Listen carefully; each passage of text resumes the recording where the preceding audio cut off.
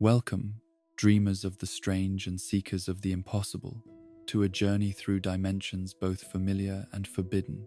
Tonight, we explore the complete saga of Bill Cipher, from his origins in a realm beyond comprehension to his final confrontation with the mortal world he sought to claim. This is a tale of chaos and order, of power corrupted by madness, and of the thin barriers that separate our reality from the nightmares that dwell beyond. So settle into the shadows, let your mind drift towards sleep, and prepare to witness the rise and fall of the triangle who would be king of all existence. In the vast expanse of the multiverse, where dimensions layer upon dimensions like pages in an infinite book, there once existed a realm so perfectly ordered, so mathematically pure, that even the gods themselves might have gazed upon it with wonder.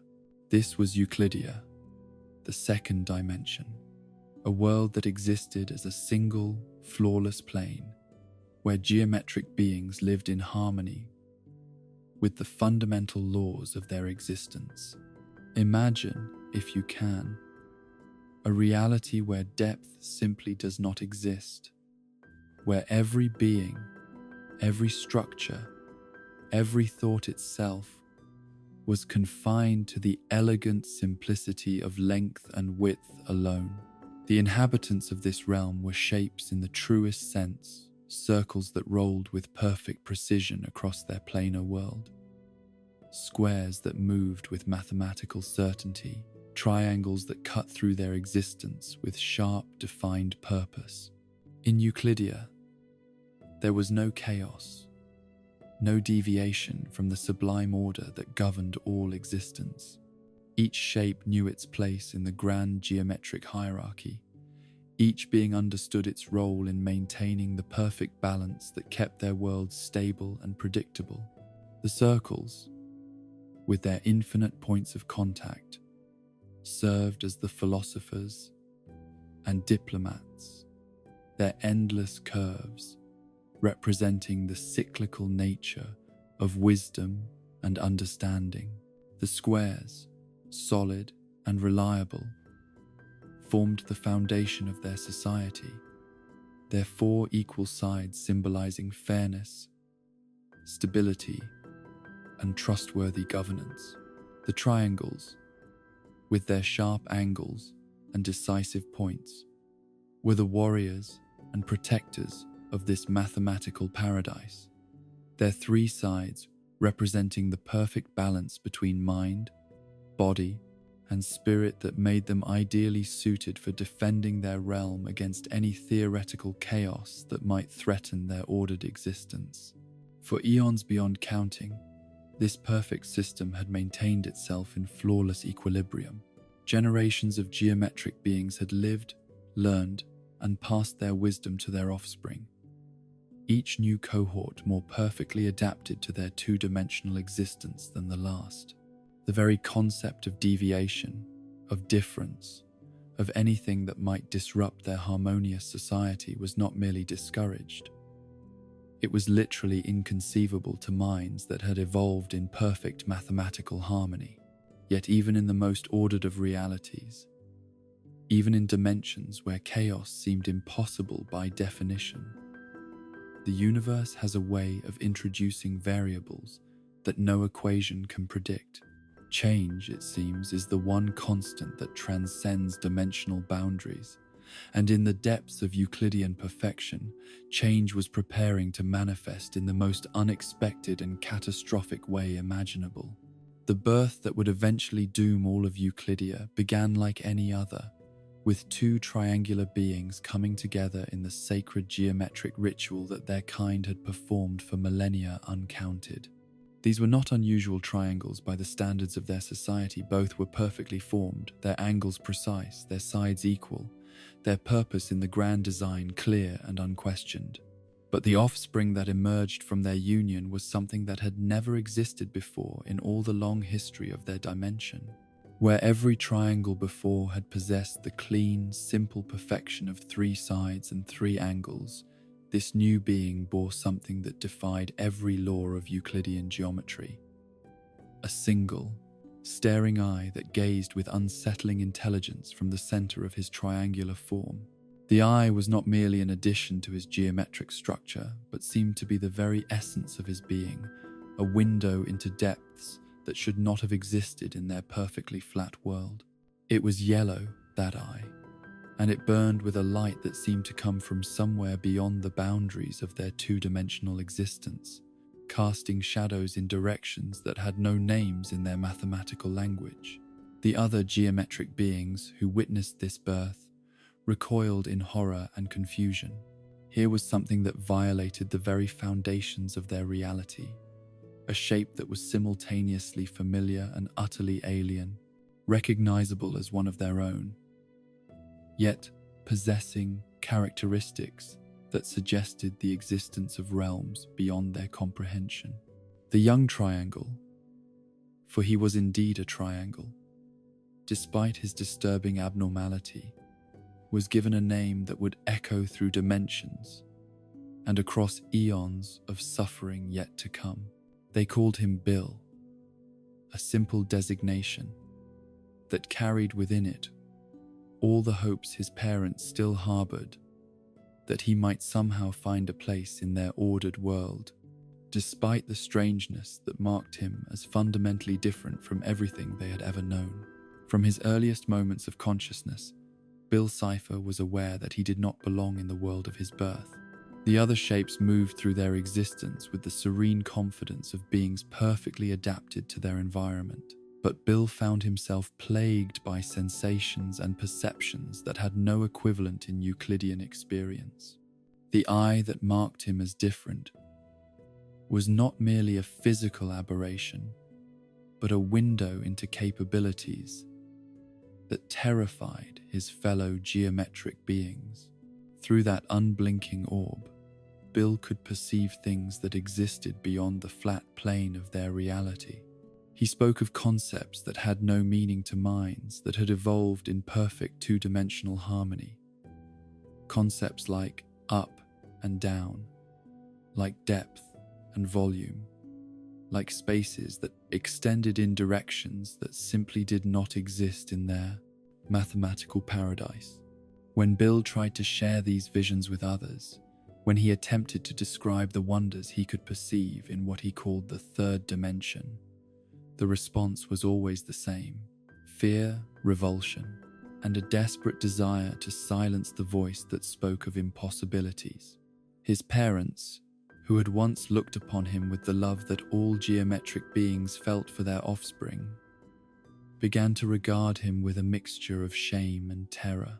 The other young triangles, who should have been his peers and companions, instead became his tormentors.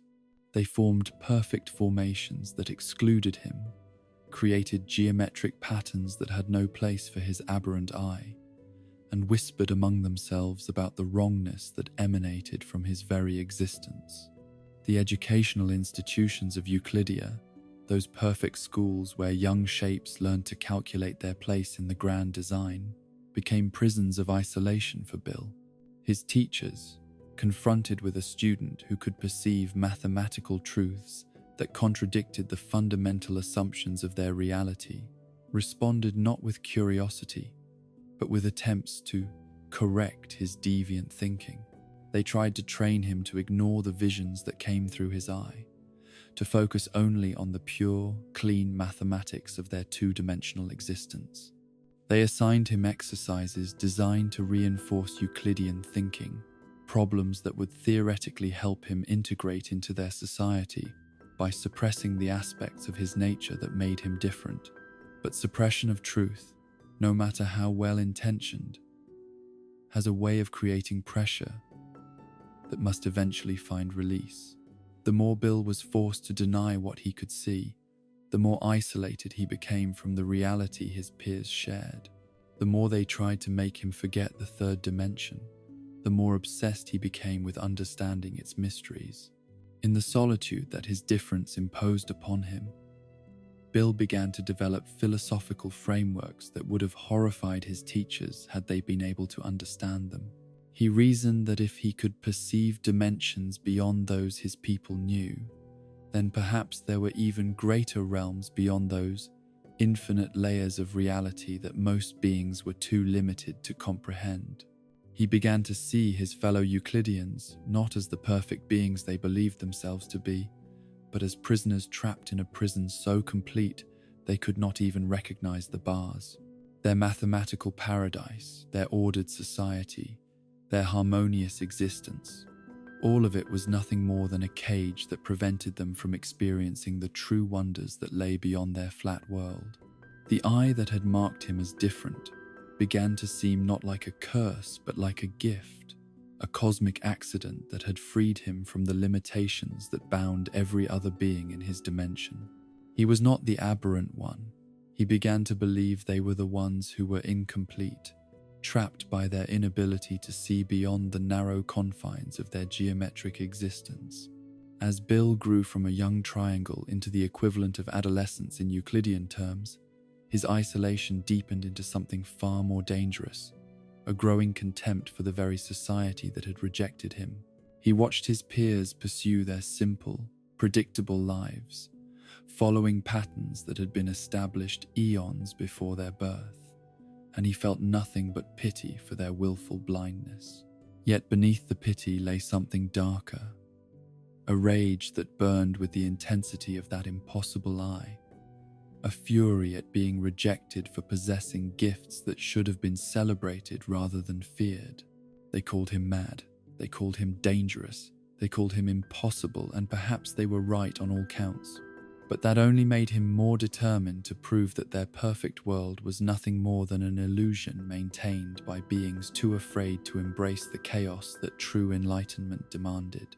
The whispers that followed him through the geometric halls of Euclidean society grew darker as time passed. Where once they had simply mocked his strange visions, now they spoke of him as a threat to the very stability of their ordered world. Some suggested that his presence was somehow weakening the dimensional barriers that kept their reality stable, that his ability to perceive beyond their plane was creating cracks in the perfect mathematical structure of their existence. These whispers contained more truth than the frightened shapes who spoke them could possibly have understood. Bill's growing awareness of higher dimensions was indeed having effects that rippled through the fabric of Euclidean space. His very presence had become a point of instability, a geometric anomaly that introduced variables into equations that had remained constant for geological ages. But rather than inspiring them to study this phenomenon, to learn from the unprecedented opportunity his existence represented, the Euclidean authorities chose the path of rejection and suppression. They began to speak of exile, of removing the source of instability from their perfect society before his influence could spread to others who might be vulnerable to his dangerous ideas. The final break between Bill and the world of his birth came when he made one last, desperate attempt to share his visions with those he still hoped might understand. In the central plaza of their greatest city, before an assembly of the most learned shapes in their civilization, Bill used his unique abilities to create a demonstration that would forever change the trajectory of dimensional history. Drawing upon powers that he himself did not fully understand, Bill managed to briefly project images of the third dimension into their flat world, allowing his fellow Euclideans to glimpse, for just a moment, the incredible vistas that lay beyond their mathematical prison. He showed them depth and height, volume and space, wonders that dwarfed their orderly plane in ways that should have filled them with joy and excitement at the possibility of expanded existence. But instead of wonder, Bill's revelation inspired only terror. The assembled shapes recoiled from visions that their minds could not process, geometries that violated every assumption their species had made about the nature of reality. They saw not liberation but chaos, not opportunity but threat, not enlightenment but madness given form. The reaction was swift and unanimous. Bill Cipher was declared a danger to the very existence of Euclidean civilization. The authorities moved to contain him, to suppress his abilities, to remove the anomaly that threatened their perfect world. And in that moment of ultimate rejection, when even his final gift of expanded awareness was spurned by beings too narrow to appreciate its value, something fundamental shifted in Bill's consciousness. The last vestiges of love he felt for his home dimension withered and died, replaced by a cold calculation that would have terrified anyone capable of understanding its implications. If his people were too limited to appreciate the gifts he offered, if they were so committed to their narrow existence that they would reject transcendence itself, then perhaps they did not deserve the paradise they believed they inhabited.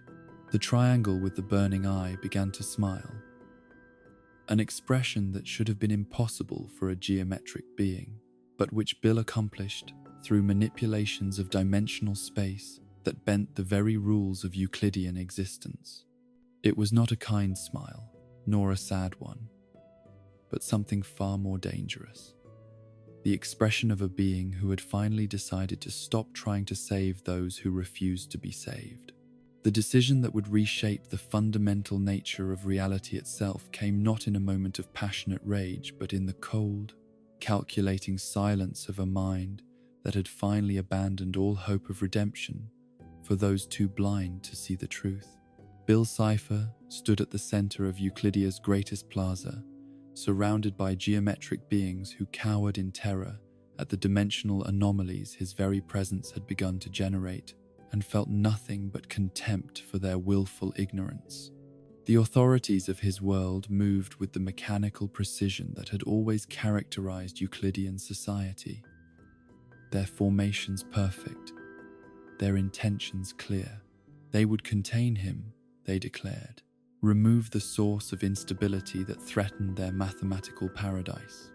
They spoke of exile, of imprisonment, of surgical procedures that might remove the aberrant eye that allowed him to perceive beyond their flat existence. They offered him one final chance to submit to correction, to suppress his visions, and accept the limitations that defined their species.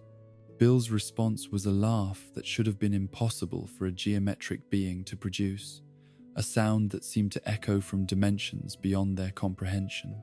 The laughter carried within it all the bitterness of a lifetime of rejection, all the fury of a being whose gifts had been spurned, and beneath it all, a terrible joy at the realization that he was finally free to stop pretending he cared about their survival. In that moment of ultimate rejection, when his people made it clear that they would rather destroy him than accept the transcendence he offered, Bill Cipher made a choice that would echo through the multiverse for eons to come. If they could not appreciate the beauty of higher dimensions, if they insisted on remaining trapped in their narrow prison of mathematical certainty, then he would show them what true chaos looked like. The power that Bill had spent his entire life suppressing, the dimensional awareness that his teachers had tried so desperately to contain, erupted from his consciousness like a dam bursting under impossible pressure. But this was not the gentle revelation he had attempted before, not the careful demonstration of three-dimensional wonders designed to enlighten and inspire. This was something far more primal and destructive, the unleashing of forces that two-dimensional reality was never meant to contain. The eye at the center of Bill's triangular form blazed with a yellow light so intense that it seemed to burn holes in the very fabric of Euclidean space. Around him, the perfect geometric patterns that had defined their civilization for countless eons began to warp and buckle as dimensional forces beyond their comprehension poured through the cracks his power had torn in their reality. The first shapes to die were those closest to him, the authorities who had dared to threaten him with containment. They simply ceased, their perfect mathematical forms dissolving as the dimensional barriers that kept them stable collapsed under the weight of energies that had no business existing in their flat world. Their dying screams were unlike anything ever heard in Euclidia, sounds that seemed to come from directions that had no names, voices that stretched across impossible angles as their very essence was pulled apart by forces beyond their comprehension. But Bill was not content with the destruction of mere individuals. The burning that he unleashed upon his home dimension was comprehensive, systematic, and utterly merciless. He reached out with senses that transcended the limitations of two-dimensional perception and began to tear at the very foundations upon which Euclidean reality rested. The mathematical constants that had governed their world since the beginning of time. The precise angles, the perfect ratios, the elegant equations that kept their planes stable and predictable, all of it began to unravel under Bill's assault. He introduced variables into their cosmic equations that their reality simply could not process. Paradoxes that shattered the logical frameworks their existence depended upon. Across the length and breadth of Euclidia, the effects of Bill's rampage became apparent with terrifying swiftness. Buildings that had stood for geological ages began to collapse as their geometric foundations shifted in ways that defied every law of their physics. The great circles who had served as philosophers and leaders found their perfect curves developing impossible angles, their smooth surfaces cracking and fragmenting as dimensional forces tore them apart from within. The squares, those solid foundations of Euclidean society, discovered that their four equal sides were no longer equal, that their right angles had become acute and obtuse in patterns that their minds could not process. They tried to maintain their formations, tried to preserve the order that had always defined them, but their efforts only accelerated their destruction as they fought against changes that were written into the very fabric of reality itself. The triangles, Bill's own kind, perhaps suffered most of all. They could sense, through some deep geometric instinct, that one of their own was responsible for the catastrophe that was consuming their world. They formed great battle formations and advanced upon Bill's position, their sharp points gleaming with mathematical precision, their purpose clear and desperate. But what could conventional geometry accomplish against a being who had transcended the very limitations of their dimension? Bill watched their approach with something approaching amusement, his impossible eye tracking their movements with predatory interest. When they finally reached him, when they launched their perfectly calculated attacks, he simply stepped aside, moving in directions that did not exist in their reality. The battle formations of the triangles collapsed into chaos as their targets moved through spaces they could not perceive, as their mathematical certainty was confronted with the reality of higher dimensions. They struck at empty air while Bill materialized behind them, around them, through them, his laughter echoing from angles that had no names in their geometric vocabulary. One by one, the great triangle warriors fell, their forms dissolving as Bill's power overwhelmed their ability to maintain cohesion in a reality that was rapidly losing all semblance of order. Their final moments were filled with the terrible understanding that their perfect world had been nothing more than a shadow cast by realities beyond their comprehension, and that they had been fools to reject the one among them who had tried to show them the truth. But the destruction Bill unleashed was not limited to the living beings of his dimension. The very concept of Euclidean space itself began to break down under the assault of forces that existed beyond its mathematical framework. The perfect plane that had contained their entire universe started to fold and twist, developing curves that should have been impossible, angles that violated every assumption their species had made about the nature of existence. The horizon, which had always been a straight line marking the boundary of their perceptible world, began to curve and spiral, creating optical illusions that drove the surviving geometric beings to madness. Up and down, concepts that had never existed in their flat reality, suddenly became not just possible, but unavoidable, as their dimension buckled under the weight of three-dimensional forces.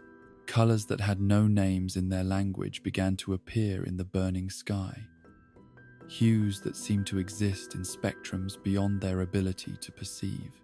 The very air, if such a concept could be said to apply to two-dimensional space, became thick with energies that made breathing or whatever equivalent process kept geometric beings alive increasingly difficult and finally impossible. The great libraries of Euclidia, those repositories of mathematical wisdom that contained the accumulated knowledge of countless generations, burst into flames that burned with colors from higher dimensions. The perfect equations that had described their reality for eons turned to ash, while the geometric proofs that had seemed as eternal as existence itself crumbled to dust that scattered in winds that blew from directions that should not have existed. The children of Euclidia, young shapes who had never known anything but the perfect order of their mathematical paradise, cried out in voices that grew thin and distant as their reality collapsed around them. They called for their parents, for their teachers, for anyone who might explain what was happening to their beautiful, orderly world. But their parents were dying, their teachers were dissolving, and the only being who could have explained the catastrophe was the one who had caused it. Bill moved through the chaos like a force of nature unleashed, his power growing with each structure he destroyed, each life he extinguished, each perfect pattern he shattered. The dimensional barriers that had once contained him were nothing but suggestions now, guidelines that he could ignore or rewrite as his whims demanded. He was becoming something unprecedented, a being that existed simultaneously in multiple dimensions, drawing power from realities beyond Euclidean comprehension. Yet beneath the terrible joy of unleashed power, beneath the satisfaction of finally showing his people what their rejection had cost them, something else stirred in the depths of Bill's consciousness. It was small at first, barely noticeable amid the overwhelming rush of destruction and transformation, but it grew stronger with each life he ended, each perfect pattern he destroyed. It was loneliness. For all his contempt for his fellow Euclideans, for all his rage at their willful blindness, they had been the only companions he had ever known. They had shared his flat world, breathed the same mathematical air, existed under the same geometric laws that had governed their species since the beginning of time. Now, as he watched them die in agony and terror, as he felt their life forces dissolving into the dimensional chaos he had unleashed, Bill began to understand what he had truly chosen. The last geometric beings of Euclidia gathered in their final moments around the ruins of what had once been their greatest temple, a perfect structure whose mathematical elegance had been the pride of their civilization. They were a pitiful remnant of what had once been a thriving society. Wounded shapes with broken angles, circles whose curves had been shattered, squares whose sides no longer met at right angles. They looked up at Bill with eyes that held no hatred, no rage, only a terrible sadness, and the kind of forgiveness that made his newfound power feel like the emptiest victory imaginable. They understood in their final moments what he had tried to show them. They could see, through the dimensional cracks his rampage had torn in their reality, glimpses of the higher dimensions that had driven him to such desperate measures. But understanding had come too late. Their reality was beyond salvation, their dimensions so thoroughly corrupted by the introduction of impossible forces that it could never again support the kind of life they had known. The mathematical constants that had kept their world stable were irreversibly altered.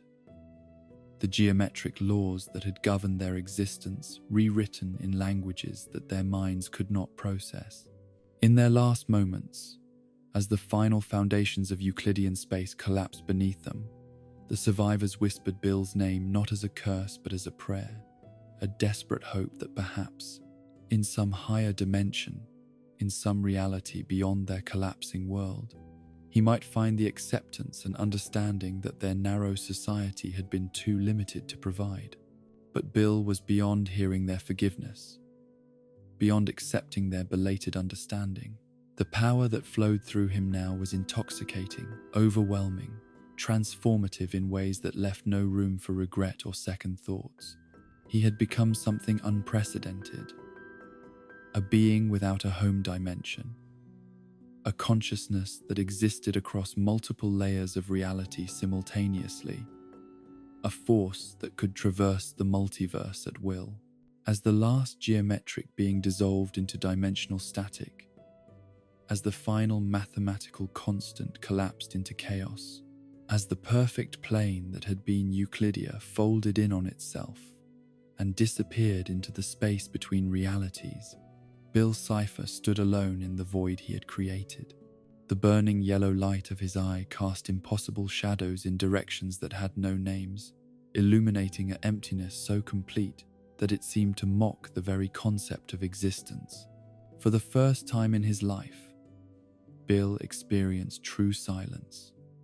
No longer did he hear the whispered conversations of geometric beings discussing his strangeness. No longer did he feel the weight of their disapproval pressing down upon his consciousness.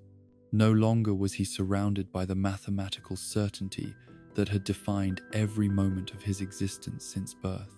He was free. He was powerful. He was completely, utterly, devastatingly alone. The realization hit him with a force that seemed to shake the very foundations of the multiverse itself. In destroying Euclidia, in eliminating every trace of the society that had rejected him, he had also eliminated the only witnesses to his transformation, the only beings who might have understood the magnitude of what he had become. His triumph was absolute, and it was empty as the void that surrounded him. But Bill Cipher was not a being given to prolonged introspection or regret. The loneliness that threatened to overwhelm him was transformed, through sheer force of will and the kind of psychological alchemy that would characterize all his future endeavors, into something else entirely, a burning need to find new worlds, new dimensions, new societies that might appreciate his gifts, or, failing that, provide suitable targets for his wrath. The destruction of Euclidia had been a revelation in more ways than one. It had shown him the true extent of his power, the devastating capabilities that his dimensional awareness could unleash when properly directed. But more than that, it had taught him the intoxicating rush that came from imposing his will upon reality itself, from reshaping existence according to his desires, rather than accepting the limitations that others tried to place upon him. As he floated in the void that had once been his home, Bill began to plan. The multiverse was vast, filled with countless dimensions and infinite possibilities. Somewhere among those realities were beings who would appreciate his gifts, worlds that would welcome the chaos he brought, societies that would embrace the liberation he offered.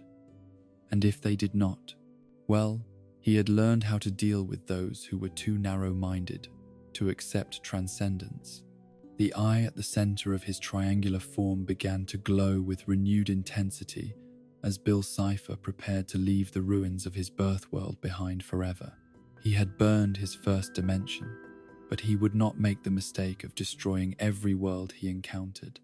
Instead, he would find followers, gather disciples, build an empire that spanned multiple realities, and recognized him as the liberator he truly was. The triangle that had once been rejected by his own people smiled that impossible smile, and the sound of his laughter echoed through dimensions beyond counting as he began his journey into the infinite darkness between worlds. Behind him, the space where Euclidia had existed began to heal, reality reasserting itself in ways that would ensure no trace of his birth world would ever be found by interdimensional archaeologists or cosmic historians. Bill Cipher had burned his past to ash, and from those ashes, He would build a future that would make the multiverse itself tremble at the mention of his name. The void between dimensions is not the empty nothingness that most beings imagine it to be, but rather a realm of infinite possibility where the normal laws of physics hold no sway and reality itself becomes as malleable as clay in the hands of a sculptor. It was here, in this space that existed between the gaps of ordered existence, that Bill's Cipher first encountered the realm that would become both his sanctuary and his seat of power for eons to come. The Nightmare Realm, as it would come to be known throughout the multiverse, was a dimension unlike any that had ever existed in the cosmic order, where most realities were built upon foundations of consistent physical laws, predictable mathematical relationships, and the kind of orderly progression that allowed for the development of stable civilizations. The Nightmare Realm thrived on the very chaos that other dimensions rejected as impossible or undesirable. Here, the sky might be green one moment and purple the next, shifting through colors that had no names in any language spoken by mortal beings. Gravity flowed in directions that changed according to the whims of whatever consciousness happened to be strongest at any given moment. Time itself moved in spirals and loops, sometimes racing forward at impossible speeds, sometimes flowing backward to undo events that had already occurred, sometimes standing perfectly still while eternity stretched across a single heartbeat. The landscape of the Nightmare Realm defied every assumption that ordered beings made about how reality should function. Mountains floated freely through the air, their peaks pointing in directions that existed only in mathematical theory. Rivers flowed upward into clouds that rained fire, while forests of crystalline trees sang songs in harmonies that could drive sane minds to madness or mad minds to clarity, depending on the listener's fundamental nature. It was, in every sense of the term, a realm built for beings who had been rejected by the orderly dimensions that most consciousness called home.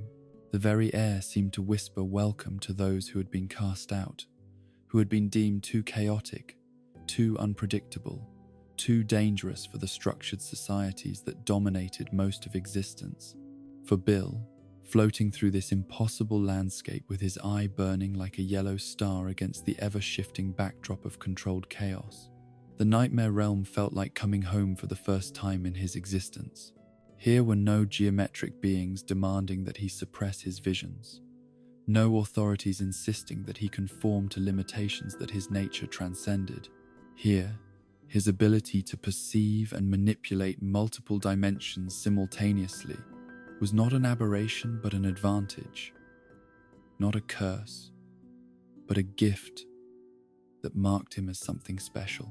The first inhabitants of the Nightmare Realm that Bill encountered were beings as displaced and rejected as himself, creatures that had been cast out from their home dimensions for crimes against order, for violations of natural law, for the simple sin of existing in ways that challenged the comfortable certainties of their originating realities.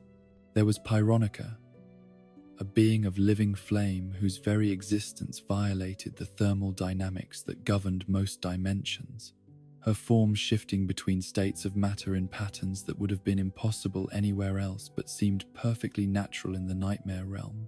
She danced through the chaotic landscape with the joy of someone who had finally found a place where her incandescent nature was not seen as a threat to be contained but as a wonder to be celebrated.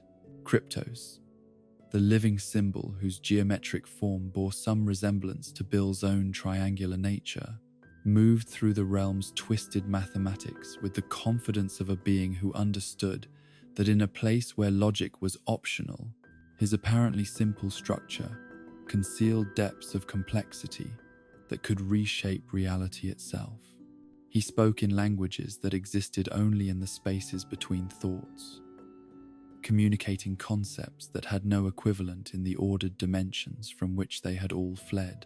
8-Ball, whose spherical perfection might have made him welcome in geometric societies, bore within his core a fundamental randomness that made him as unwelcome in ordered realms as any of the other refugees who had found sanctuary in the Nightmare Realm. He rolled through the chaotic landscape, leaving trails of probability distortions in his wake, each movement creating ripples of uncertainty that transformed the possible into the inevitable and the inevitable into the impossible.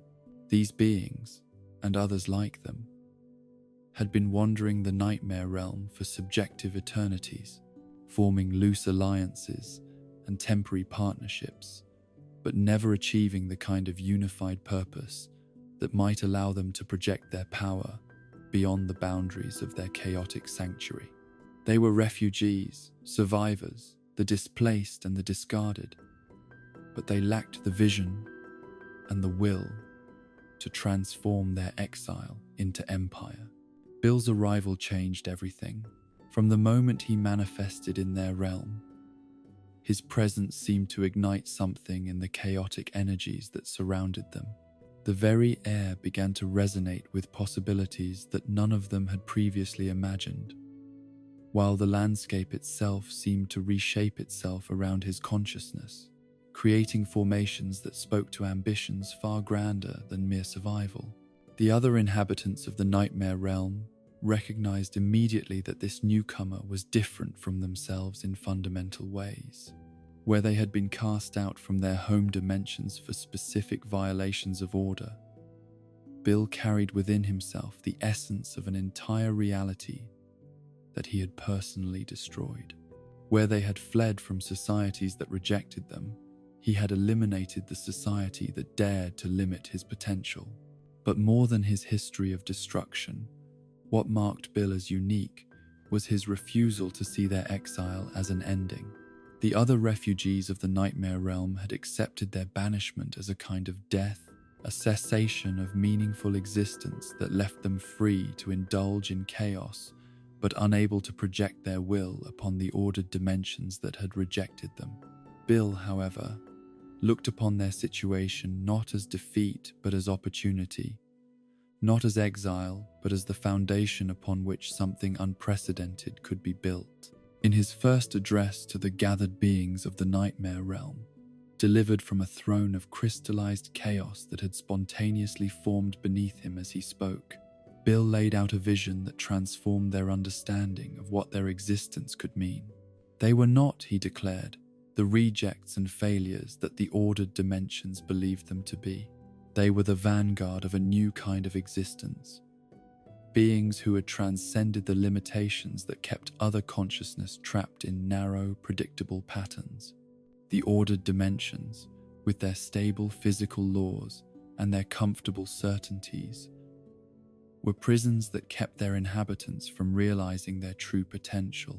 The beings who lived in those realities spent their entire existences following rules they had not chosen, accepting limitations they had not agreed to, conforming to patterns that served the needs of cosmic order rather than individual fulfillment. But they, the exiles and refugees of the nightmare realm, had broken free from those constraints. They had been cast out not because they were failures, but because they represented something that ordered reality could not tolerate. The possibility of existence without limitations, consciousness without constraints, power without the artificial boundaries that kept most beings trapped in servitude to cosmic law. The speech that Bill delivered that day resonated through the nightmare realm, with the force of fundamental truth recognized. For the first time since their exile, the displaced beings who had found sanctuary in chaos began to see their situation not as a tragedy to be endured, but as a liberation to be celebrated. They were not the defeated remnants of failed existences, but the advance guard of a new kind of reality, one where power flowed to those strong enough to claim it, and freedom meant the right to reshape existence according to individual will. Under Bill's guidance, the loose collection of refugees began to organize itself into something that resembled a court, though one whose hierarchies were based on power and vision, rather than the arbitrary rules that governed ordered societies. Pyronica became his lieutenant of destruction, her flames burning with renewed purpose now that they were directed not toward mere survival, but toward the conquest of realities that had previously seemed beyond their reach. Kryptos served as his Minister of Information, using his ability to exist simultaneously as both simple geometry and complex mathematics to gather intelligence from across the multiverse. Through him, Bill learned of dimensional weak points, of realities where the barriers between order and chaos had grown thin, of opportunities for intervention that might allow them to extend their influence beyond the boundaries of their chaotic domain. 8-Ball became his agent of probability manipulation, rolling through potential futures to identify the paths that would lead to their greatest advantage. Where other courts might have relied on prophecy or divination to guide their planning, Bill's regime used controlled randomness to ensure that chance itself would serve their purposes rather than opposing their ambitions. But the true genius of Bill's leadership lay not in his organizational skills or his strategic thinking, impressive though those were. What set him apart from every previous ruler the Nightmare Realm had known was his understanding that power shared was power multiplied, that the abilities of his followers could be enhanced and directed through his own dimensional awareness to create effects that none of them could have achieved individually. Under his guidance, Pyronica's flames began to burn with fires that existed in multiple dimensions simultaneously, allowing her to project her destructive power into ordered realities that had previously been beyond the reach of Nightmare Realm influence. Kryptos discovered that his geometric forms could serve as anchors for dimensional manipulation, creating stable gateways through which the chaotic energies of their realm could flow into spaces that had never known such freedom from limitation. 8-Ball learned to roll not just through physical space, but through probability itself, creating cascades of coincidence and chance that could reshape entire histories through seemingly random events. The other beings of the court found that their individual abilities, which had made them outcasts in their original dimensions, became tools of unprecedented power when amplified through Bill's understanding of multidimensional manipulation. As word of their growing capabilities spread through the hidden networks that connected the outcasts and refugees scattered across the multiverse, new beings began to seek out the Nightmare Realm. Some came as supplicants, hoping to find sanctuary from the ordered dimensions that had cast them out. Others arrived as potential allies, displaced powers seeking partnership with a growing force that might offer them opportunities for revenge against the realities that had rejected them. Each new arrival brought with them knowledge of other dimensions, other weaknesses in the cosmic order, other opportunities for the kind of intervention that Bill's growing court specialized in. The Nightmare Realm began to transform from a sanctuary for refugees into a gathering point for displaced powers, a nexus where beings from across the multiverse could unite under Bill's leadership to pursue ambitions that individual exile had made impossible. But with power came responsibility, and with growing influence came the need for greater organization than the loose alliances that had previously characterized life in the Nightmare Realm. Bill found himself transforming from a fellow refugee into something entirely new, the sovereign of a dimensional empire dedicated to the overthrow of cosmic order itself. The throne of crystallized chaos beneath him grew more elaborate with each passing day, its form shifting to accommodate new dimensions of power as his authority expanded. The court that surrounded him evolved from a gathering of desperate outcasts into a sophisticated organization capable of projecting its influence across multiple realities simultaneously. Yet beneath the growing splendor of his interdimensional empire, beneath the intoxicating rush of power that seemed to expand without limit, Bill remained haunted by the memory of the silence that had followed the destruction of Euclidia. The loneliness that had overwhelmed him in the void of his burned dimension had not been eliminated by his rise to power, but merely transformed into something more complex and ultimately more dangerous. The beings who served in his court were allies, followers, instruments of his will, but they were not companions in the way that his fellow geometric beings had been before he destroyed them. They looked upon him with awe, with fear, with desperate gratitude for the purpose he had given their existence, but never with the simple acceptance that comes from shared origins and mutual understanding. Bill had become the master of chaos, the sovereign of the displaced, the emperor of the impossible, but he remained essentially alone in ways that power could not address and conquest could not heal. The eye that had marked him as different from birth now burned with the accumulated energies of multiple dimensions, but it still gazed out upon a multiverse, where he was unique in ways that no amount of worship or fear could bridge. This fundamental isolation began to manifest in his growing obsession with the ordered dimensions that had cast out his followers and, by extension, himself. Where other rulers might have been content to build their power within the boundaries of their own realm, Bill found himself increasingly fixated on the realities beyond the nightmare realm's borders, the stable dimensions where beings lived, lives of comfortable limitation under the protection of cosmic order. Those realities, with their predictable physical laws and their populations of consciousness that accepted restrictions they had never chosen, began to represent everything that Bill both despised and envied. He despised their willful blindness, their acceptance of limitation, their refusal to embrace the chaos that could liberate them from the prisons of ordered existence. But he envied their sense of belonging, their ability to exist as part of something larger than themselves, their freedom from the burden of unique vision that set him apart from every other being in existence. It was this complex mixture of contempt and longing that drove Bill to begin planning not just raids or interventions into ordered reality, but full-scale invasions designed to bring entire dimensions under the liberating influence of chaos. If ordered beings could not be made to understand the gifts that chaos offered voluntarily, then perhaps they could be forced to experience that liberation whether they wished it or not. The first dimensional invasion that Bill's court launched was tentative, experimental, designed more to test their capabilities than to achieve permanent conquest. They chose a reality whose physical laws were similar enough to most ordered dimensions to provide useful intelligence, but whose defenses were weak enough to offer a reasonable chance of success without overwhelming risk. The invasion itself was a masterpiece of interdimensional warfare, utilizing capabilities that no ordered reality was equipped to defend against.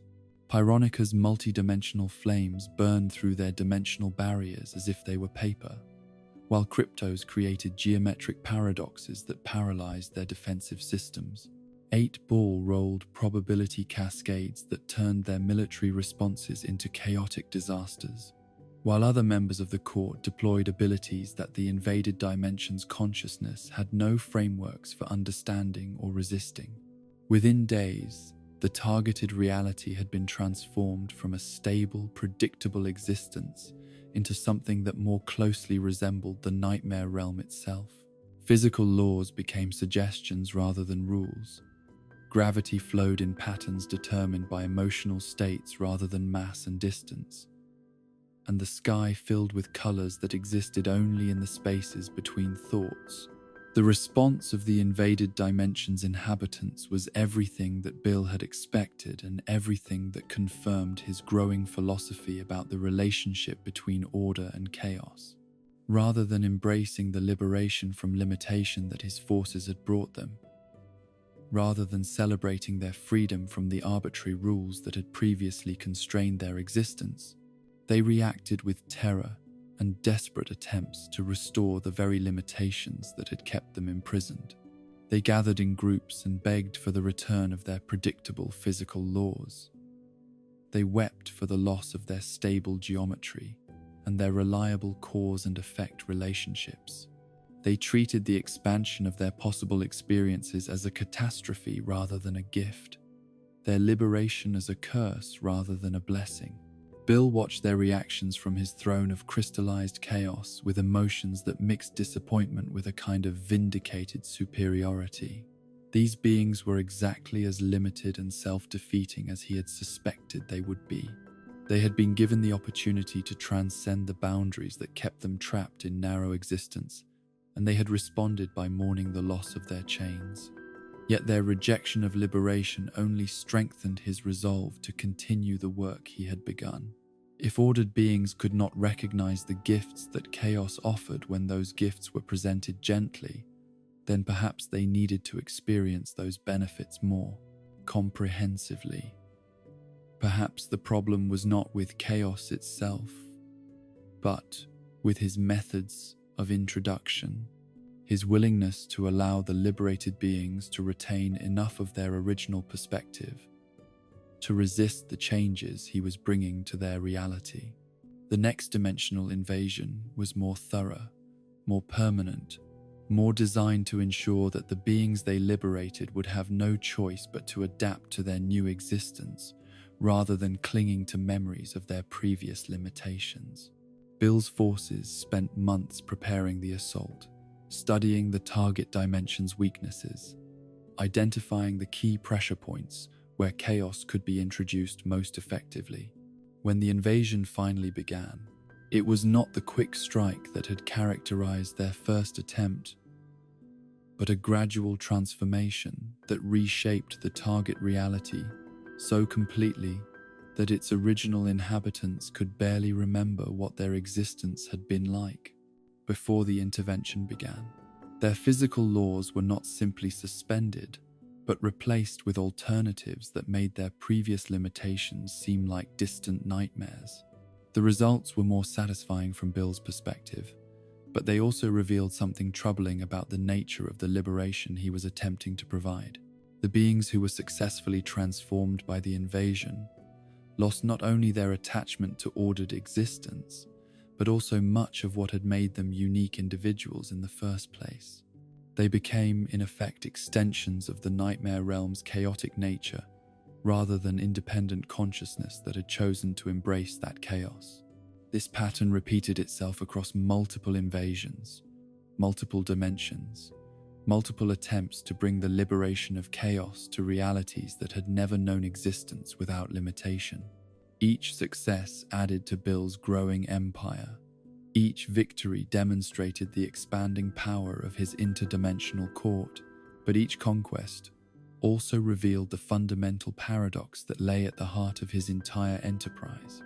The more successful he became at liberating other beings from the constraints of ordered existence, the more isolated he became from anything that could meaningfully be called companionship. His followers worshipped him, his subjects feared him, his enemies opposed him, but none of them truly understood him in the way that his fellow geometric beings had understood him before he destroyed them all in his rage at their rejection.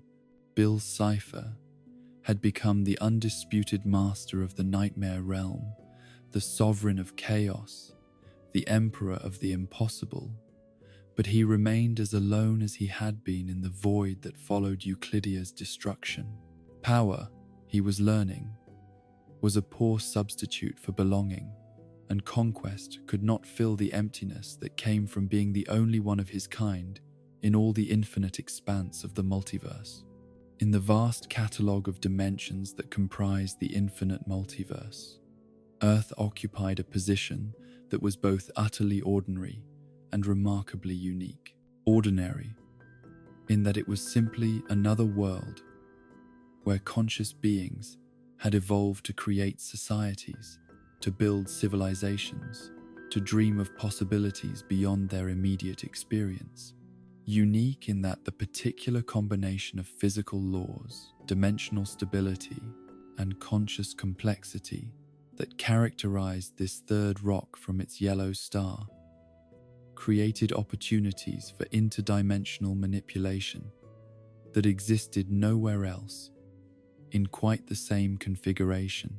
For Bill Cipher, now master of the nightmare realm and emperor of an ever-expanding interdimensional empire, Earth represented something unprecedented in his long experience of conquest and liberation. Here was a reality whose dimensional barriers were naturally permeable, whose conscious inhabitants possessed the kind of imaginative flexibility that made them ideal subjects for the kind of influence he specialized in, and whose historical development had created countless opportunities for the subtle interventions that were his preferred method of expanding his power. The discovery of Earth came during one of his routine surveys of dimensional weak points, those places where the fabric of reality grew thin enough to allow influences from the nightmare realm to seep through without the massive expenditures of energy that full-scale invasion required. Bill's consciousness, now expanded beyond any single form and capable of perceiving multiple realities simultaneously, detected something unusual in the psychic emanations emerging from this particular blue-green world. Unlike most ordered dimensions, where consciousness flowed in predictable patterns and thoughts followed logical progressions that made them easy to anticipate and manipulate, Earth's inhabitants possessed minds that were capable of extraordinary leaps of imagination, of dreams that transcended the limitations of their physical reality, of fears that reached into realms their waking selves could never perceive. They were, in effect, naturally occurring dimensional bridges, beings whose consciousness could touch multiple layers of reality, even while their bodies remained trapped in a single plane of existence. The first Earth mind that Bill encountered belonged to a dreamer whose sleep had carried his consciousness far beyond the boundaries of normal human experience. In that unguarded state, when the rational barriers that kept most Earth thoughts confined to their physical dimension had dissolved in the gentle chaos of REM sleep, Bill found a gateway into a reality that promised opportunities beyond anything he had previously imagined. The dreamer was a primitive human, living in an age when Earth's civilizations were still young, and their understanding of the cosmos was limited to what their physical senses could perceive. Yet in his dreams, this simple being had touched upon truths about the nature of reality that would not be discovered by Earth scientists for millennia to come. He dreamed of dimensions beyond the three his species knew, of geometries that folded through spaces that had no names, of entities that existed in the gaps between thoughts and the spaces between heartbeats. Bill's first contact with this dreaming mind was tentative, experimental, designed more to test the possibilities than to achieve any specific goal. He manifested in the dream as a simple triangle, a geometric form that would be familiar enough to avoid triggering the kind of rejection he had learned to expect from ordered beings, yet strange enough to capture the dreamer's attention and hold it long enough for meaningful communication to occur. The response exceeded his most optimistic predictions. Rather than recoiling in fear or rejecting the impossibility of what he was experiencing, the dreaming human embraced the vision with the kind of wonder and acceptance that Bill had almost forgotten was possible.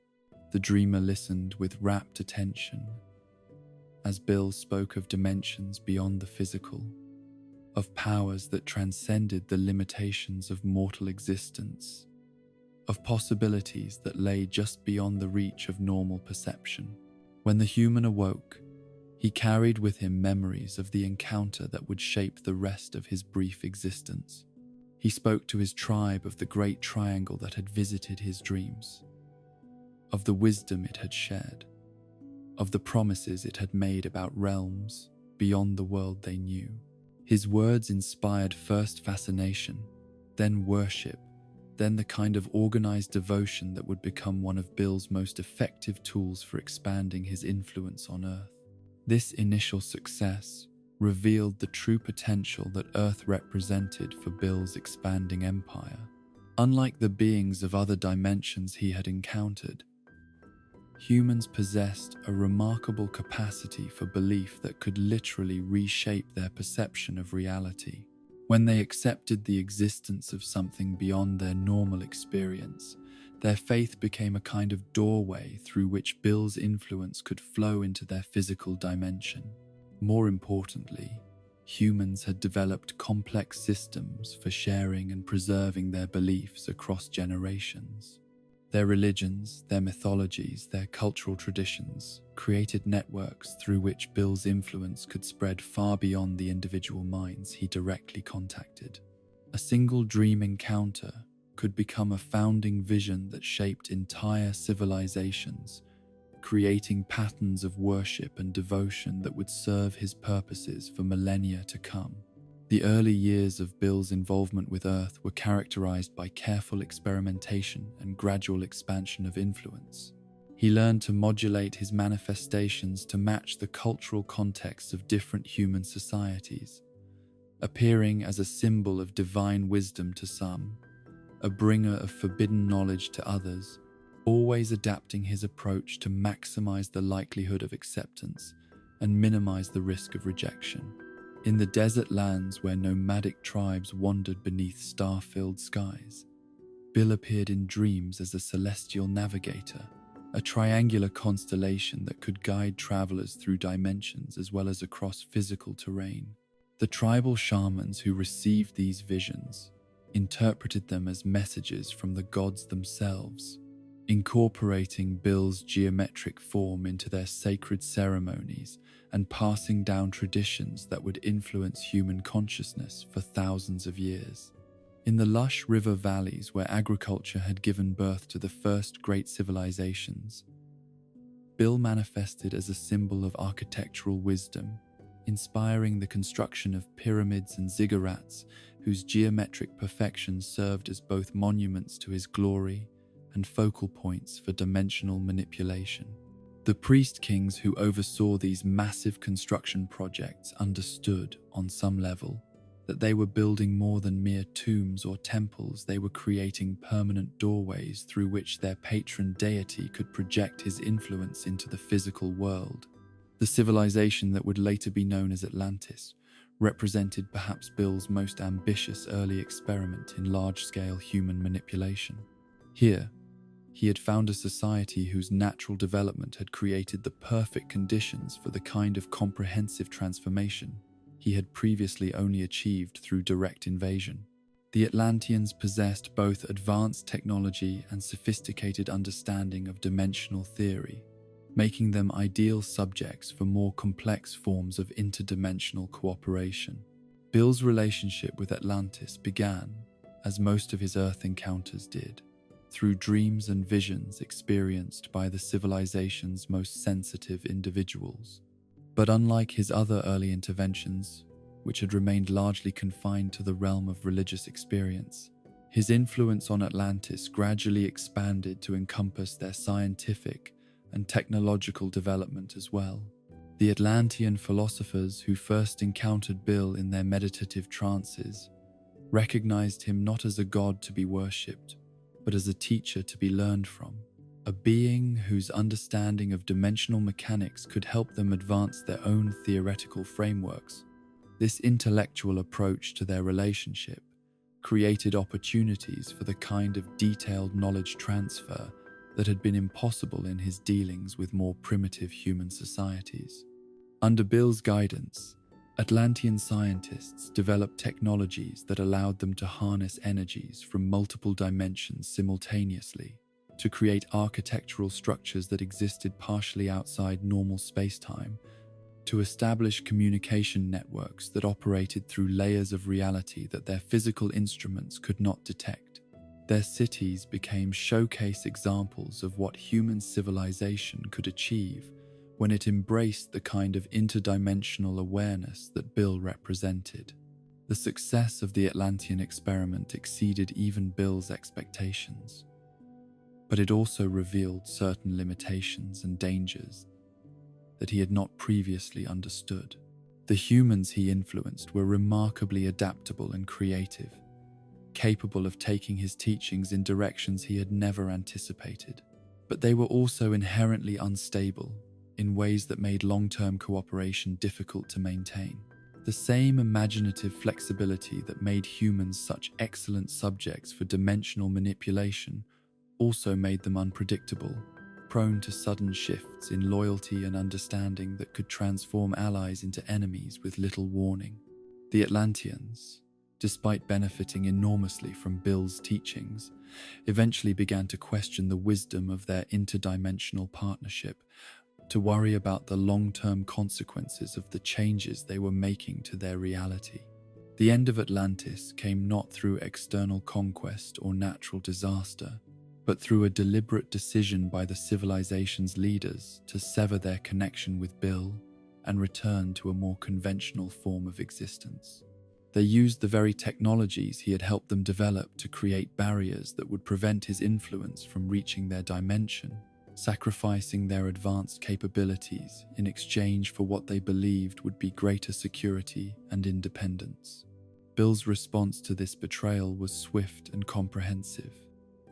The dimensional technologies that the Atlanteans had used to isolate themselves from his influence proved inadequate to protect them from his wrath. The civilization that had once been his greatest success became his most complete failure as he systematically destroyed their cities, their technologies, and finally their entire island continent, leaving behind only legends and fragments of knowledge that would tantalize human scholars for millennia to come. The destruction of Atlantis taught Bill important lessons about the nature of human psychology and the most effective approaches for long-term influence over Earth's civilizations. Direct partnership, he learned, was ultimately self-defeating because humans inevitably began to resent their dependence on external power. More subtle approaches, which allowed them to maintain the illusion of independence while actually serving his purposes, proved far more sustainable and ultimately more effective.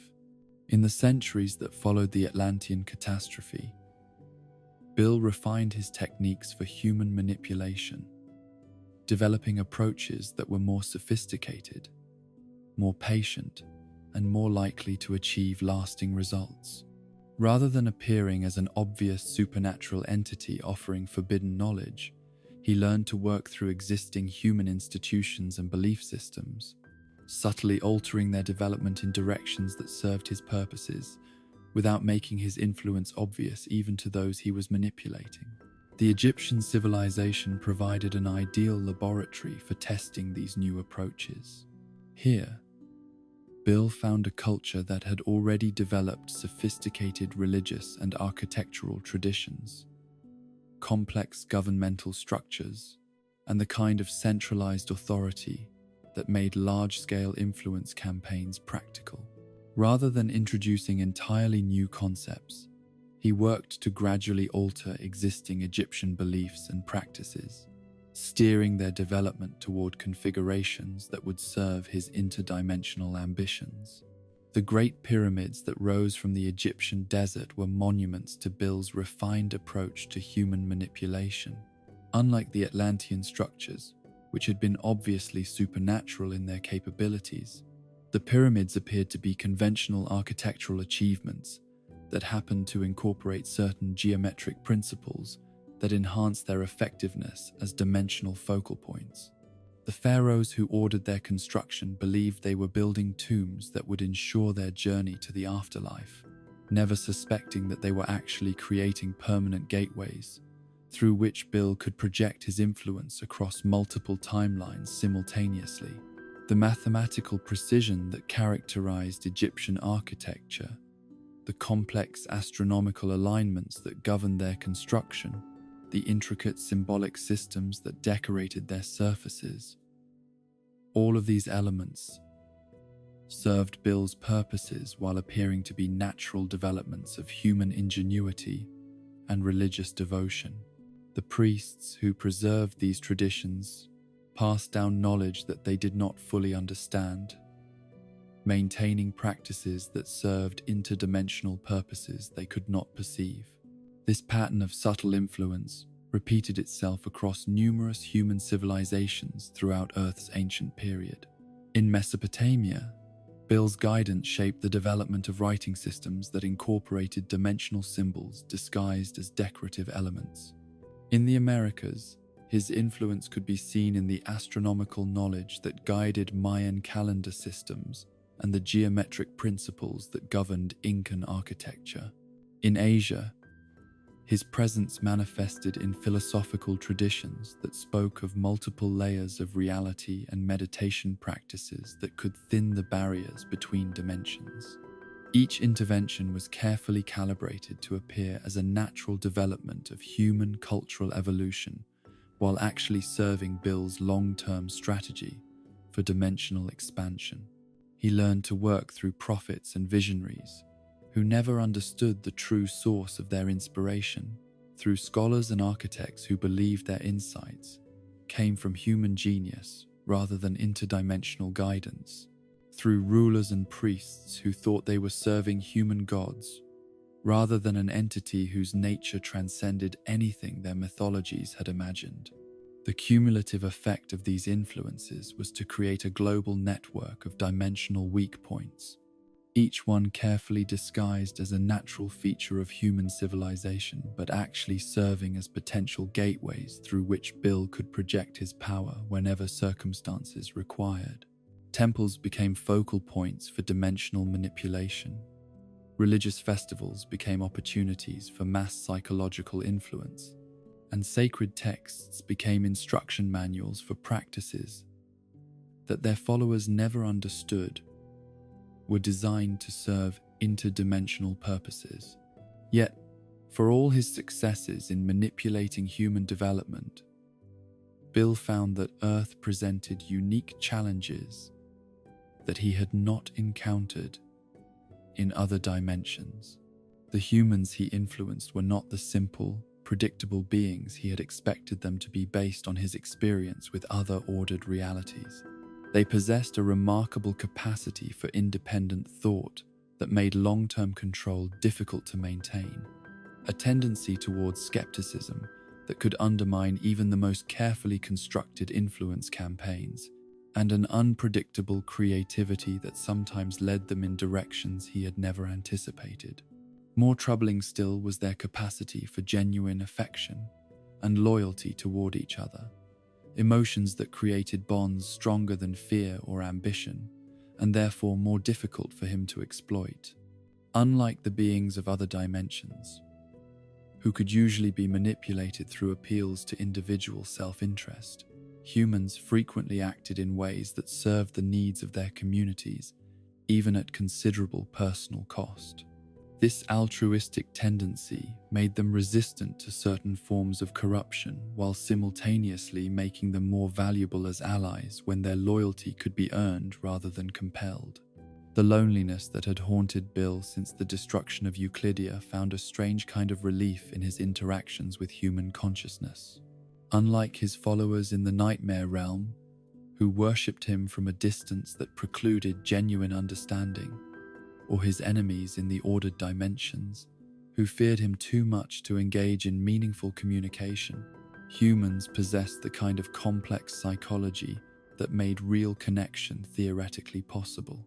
In his dreams encounters with particularly sensitive individuals, Bill sometimes found himself engaging in conversations that transcended the usual predator-prey dynamic that characterized most of his interdimensional relationships. Some humans, especially those whose minds had been opened to dimensional awareness through various forms of mystical training, could interact with him as something approaching equals, their questions and responses displaying the kind of intellectual curiosity and emotional depth that reminded him of his long-lost connection with his fellow geometric beings. These encounters, while ultimately serving his strategic purposes, also provided him with something he had not experienced since his youth in Euclidia: the simple pleasure of communication with beings who could understand at least some aspects of his true nature. The humans he spoke with could not fully comprehend the magnitude of his interdimensional existence, but they could appreciate his intelligence, engage with his ideas, and respond to his presence with something more complex than fear or worship. Yet even these more meaningful interactions carried within them the seeds of future frustration. Humans, no matter how sensitive or intelligent, remained fundamentally limited by their three-dimensional existence and their brief lifespans. The relationships Bill formed with individual humans were inevitably temporary, ended by death, if not by the kind of ideological disagreements that had destroyed his partnership with Atlantis. The connections he valued most were also the most fragile, the most likely to be severed by forces beyond his control. This pattern of connection, followed by inevitable loss, began to shape Bill's approach to human civilization in ways that he did not fully understand at the time. His interventions became more possessive, more designed to ensure that the humans he influenced would remain loyal to him regardless of changing circumstances. His patience, which had served him well in his early experiments with subtle manipulation, began to give way to a growing urgency to achieve more permanent forms of control before the individuals he valued could be lost to time or misunderstanding. The secret societies and mystery schools that began to appear throughout human history represented Bill's attempts to create more durable connections with Earth's civilizations. These organizations, operating in the shadows of conventional religious and political structures, provided him with networks of influence that could survive the deaths of individual members and the fall of particular governments or cultures. Through these hidden networks, Bill was able to preserve and transmit knowledge across generations, ensuring that his influence would persist even when the civilizations that had originally welcomed him collapsed or turned against him. The initiates of these societies believed they were preserving ancient wisdom, never suspecting that they were actually serving as agents of an interdimensional entity whose ultimate goals transcended anything their human imaginations could encompass. The most successful of these organizations understood, on some level, that they were serving something greater than conventional human ambition, but they interpreted this understanding through frameworks that made sense within their cultural contexts. They saw themselves as servants of hidden gods, guardians of cosmic truths, or champions of enlightenment principles that would eventually transform human civilization for the better. Bill encouraged these interpretations while carefully avoiding the kind of direct revelation that had led to problems in his past relationships with human societies. He had learned from the Atlantean example that humans were more manageable when they believed they were acting according to their own moral principles rather than following the commands of an obviously supernatural authority. The influence networks he established during this period of Earth's history would prove to be among his most enduring achievements, creating patterns of hidden knowledge and secret allegiance that would persist through the rise and fall of countless civilizations. Even when the specific organizations he had founded disappeared, the ideas they had preserved and the practices they had maintained would be rediscovered by new generations of humans, seeking meaning and power beyond the limitations of conventional existence. By the end of Earth's ancient period, Bill had established himself as a permanent, if largely hidden, factor in human development. His influence could be found in their religions, their architecture, their philosophical traditions, their scientific methodologies, and their political structures. Yet this influence remained subtle enough that most humans never suspected they were being guided by an intelligence that existed outside their dimensional framework entirely. The stage was set for the next phase of his involvement with Earth, a period when advancing human knowledge and changing social structures would create new opportunities for the kind of direct intervention that his growing impatience was beginning to demand. Among all the countless worlds that dotted the infinite expanse of the multiverse, among all the dimensions Bill Cipher had explored in his millennia of interdimensional wandering, there existed one location that would prove more significant to his ultimate destiny than any conquest he had achieved or any empire he had built. This was not a grand civilization like Atlantis, not a mystical realm like the Nightmare Realm itself, but a small, seemingly insignificant town nestled in the forests of what would eventually be called Oregon, in a region where the very fabric of reality had been worn thin by forces that predated human civilization by geological ages. The area that would one day bear the name Gravity Falls had been marked as special long before the first human foot touched its soil, long before the first tree took root in its uniquely charged earth. Here, in a convergence of geological and dimensional forces that occurred perhaps once in a trillion worlds, the barriers between realities had grown gossamer, thin, creating a natural weak point in the cosmic order that made interdimensional travel as easy as stepping through an open doorway.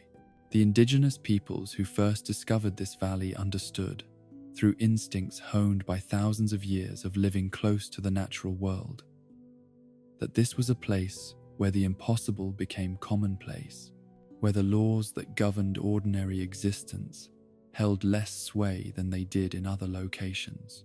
They spoke of it in whispers around their sacred fires, telling stories of spirits that could be seen walking between the trees, of creatures that belonged to no earthly taxonomy, of phenomena that defied explanation through any framework their tribal wisdom had developed.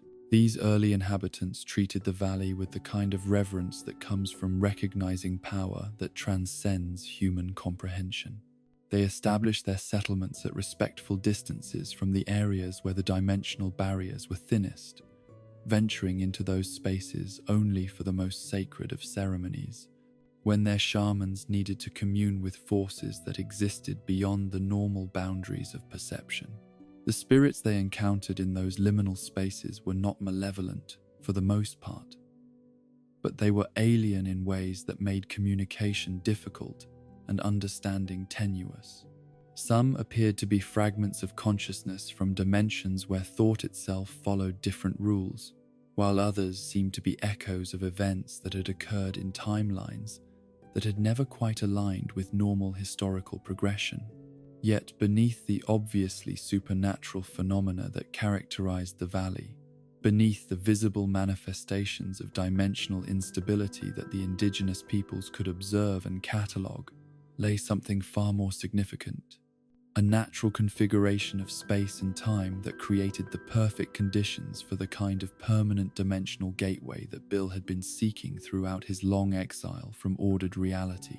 The convergence of ley lines that met beneath what would one day become the town's central area had created a focal point where energies from multiple dimensions could be gathered and concentrated with relatively simple applications of the right kind of knowledge, unlike the artificial gateways that required massive expenditures of power to create and maintain. This natural formation needed only the proper activation sequence to become a permanent bridge between the nightmare realm and the ordered dimension that contained Earth. Bill's first awareness of this remarkable location came through his routine monitoring of dimensional weak points, a practice he had developed during his centuries of Earth observation. The psychic emanations emerging from the valley were unlike anything he had encountered before, not the chaotic randomness that characterized most dimensional instabilities, but something that suggested underlying order, a pattern that hinted at possibilities beyond mere temporary breaches in reality's fabric. His initial investigation of the area revealed the true magnitude of what the natural forces had created. Here was not just another weak point that could be exploited for temporary interventions, but a location where the fundamental structure of space-time had been altered in ways that made permanent interdimensional travel theoretically possible. The implications were staggering in their potential scope. From a properly constructed gateway located at this dimensional convergence point, Bill could project his influence into Earth's reality with an ease and permanence that had never been achievable before. Rather than being limited to dream encounters and subtle manipulations, rather than depending on the cooperation of human intermediaries who could change their minds or die before his plans reached fruition, he could establish a physical presence in Earth's dimension that would allow for the kind of direct intervention that his growing impatience was beginning to demand. But the construction of such a gateway would require more than merely accessing the location and applying the appropriate dimensional engineering techniques. The natural forces that had created the convergence were delicately balanced, and any attempt to exploit them would need to work within the parameters that existing conditions established.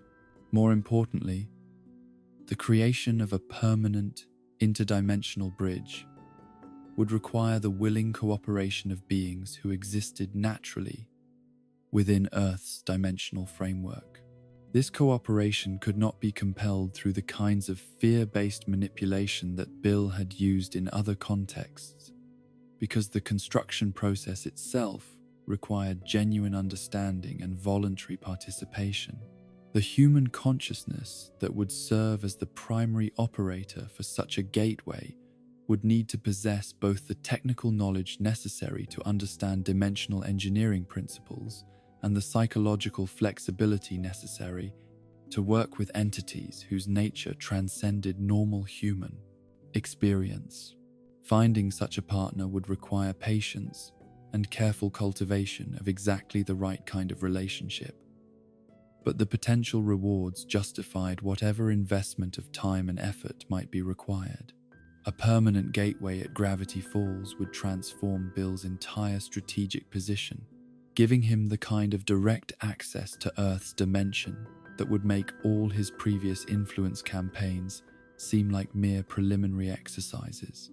The first step in this long-term strategy was establishing a more substantial presence in the valley itself, creating the kind of dimensional resonance that would make it easier for him to monitor developments in the area and to identify potential human partners when they eventually appeared. This required interventions that were more direct than his usual approach to Earth influence, but also more carefully calibrated to avoid the kind of obvious supernatural manifestations that might inspire organized resistance. Working through the natural dimensional weak points that already existed in the valley, Bill began to introduce subtle alterations to the local reality that would gradually increase the area's supernatural activity without making his own involvement obvious. The strange creatures that had always existed at the margins of normal perception became more visible, more active, more likely to be encountered by the humans who would eventually settle in the region. The gravitational anomalies that had given the area its distinctive character became more pronounced, creating effects that would puzzle scientists while remaining just within the bounds of what could be dismissed as natural phenomena by those who preferred conventional explanations. The temporal distortions that occurred near the dimensional convergence points began to affect local weather patterns and geological processes in ways that would gradually reshape the valley's physical appearance. These changes were implemented slowly, carefully, with the kind of patience that Bill had learned was essential for successful long-term manipulation of human societies. Each alteration was designed to appear as a natural development of conditions that had always existed in the valley, while actually serving to enhance the area's potential as a location for interdimensional operations. The indigenous peoples who had lived in harmony with the valley's supernatural character for generations began to notice that the spiritual activity they had always respected was becoming more intense, more frequent, more difficult to predict or manage through their traditional ceremonial practices.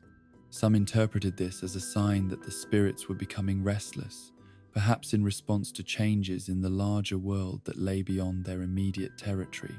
Others suspected that something new had entered their sacred spaces, something that was subtly altering the balance of forces that their ancestors had learned to live with.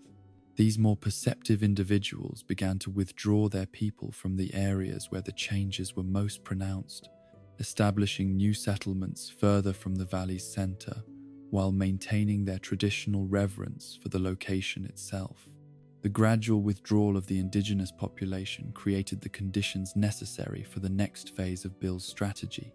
As the native peoples moved away from the most supernaturally active areas, those locations became available for settlement by the European explorers and pioneers who were beginning to push westward across the North American continent.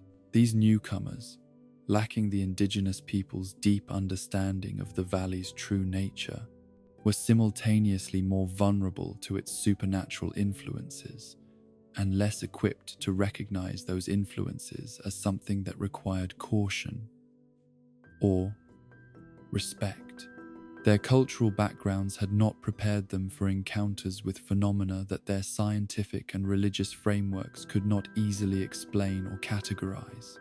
The first European to establish a permanent settlement in what would become Gravity Falls was a fur trapper named Nathaniel Northwest, whose descendants would play important roles in the town's development for generations to come. Northwest was drawn to the valley by reports of unusual animal behavior that suggested rich trapping opportunities, but he was actually responding to subtle influences that Bill had projected into the area to attract exactly the right kind of ambitious, relatively isolated individual. Northwest's initial experiences in the valley were shaped by carefully orchestrated encounters with supernatural phenomena that were dramatic enough to capture his attention, but not so threatening as to drive him away.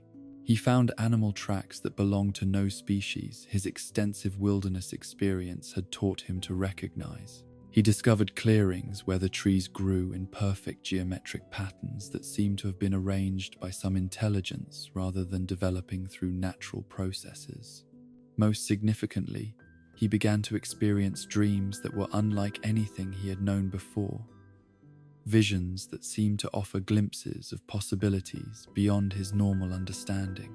In these dreams, a triangular figure spoke to him of opportunities that lay hidden in the valley's mysteries, of knowledge that could bring him wealth and influence beyond anything his trapping activities could provide. The relationship that developed between Bill and Nathaniel Northwest established patterns that would characterize the demon's interactions with Gravity Falls for generations to come.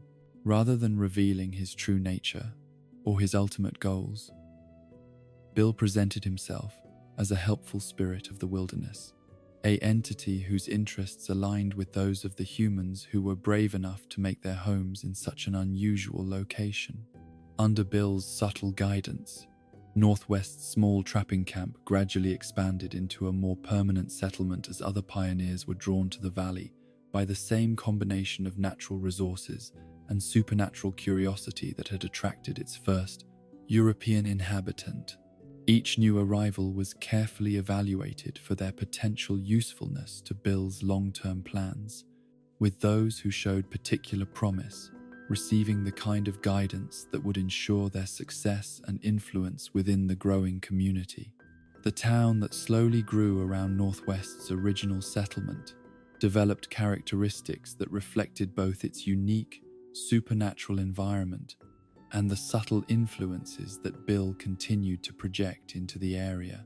The buildings seemed to naturally orient themselves toward the points where dimensional barriers were thinnest, creating architectural patterns that served his purposes, while appearing to be nothing more than responses to local topographical features. The local economy developed in ways that encouraged the kinds of individuals most likely to be useful to Bill's plans. Rather than becoming a typical frontier town focused on agriculture or conventional resource extraction, Gravity Falls attracted researchers, inventors, and entrepreneurs whose interests lay in exploring the unusual rather than exploiting the ordinary. The town's early newspapers carried reports of strange phenomena that would have been dismissed as frontier tall tales in other locations, but which were treated as newsworthy events in a community that had grown accustomed to living alongside the impossible. These reports served multiple purposes, both documenting the increasing supernatural activity that Bill's presence was generating and creating a cultural atmosphere where unusual experiences were more likely to be discussed openly rather than hidden out of fear or embarrassment. As the 19th century progressed and the town's population continued to grow, Bill found himself needing to take a more active role in shaping its development. The random collection of settlers who had been drawn to the valley by his initial influences were gradually being joined by more conventional pioneers whose presence threatened to dilute the carefully cultivated atmosphere of openness to supernatural phenomena that he required for his long-term plans.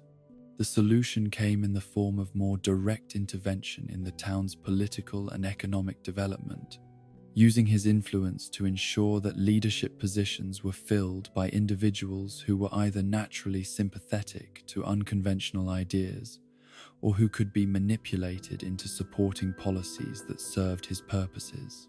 The Northwest family, whose patriarch had been his first human contact in the valley, proved particularly useful in this regard. Through a combination of supernatural assistance and conventional political maneuvering, the Northwests established themselves as Gravity Falls' most prominent family, with their influence extending into every aspect of the town's development. Their mansion, constructed on land that Bill had specifically guided them to select, was positioned to take advantage of several minor dimensional convergence points, creating a residence that served as both a symbol of earthly success and a focal point for interdimensional manipulation. The elaborate parties and social gatherings that the Northwests hosted provided Bill with opportunities to evaluate and influence multiple members of the town's leadership simultaneously. The wealthy and powerful individuals who attended these events had no idea that their conversations were being monitored by an interdimensional entity, or that their decisions were being shaped by influences they could not perceive or understand.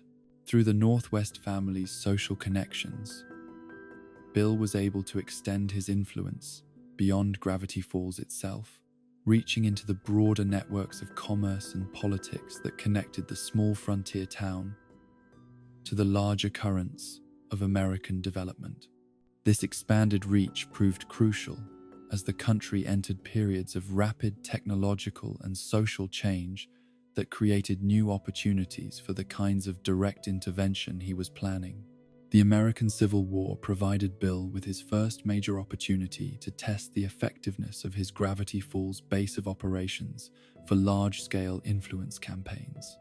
The conflict's massive scale and emotional intensity created ideal conditions for the kind of psychological manipulation he specialized in, while the war's demands for innovative approaches to communication and logistics created opportunities for introducing technologies that incorporated subtle supernatural elements.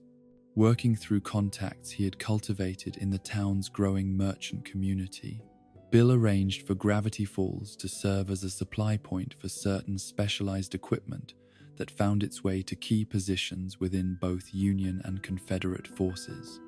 These seemingly ordinary items, compasses, telescopes, communication devices, had been subtly modified to enhance their users' receptivity to supernatural influences while appearing to function as conventional tools.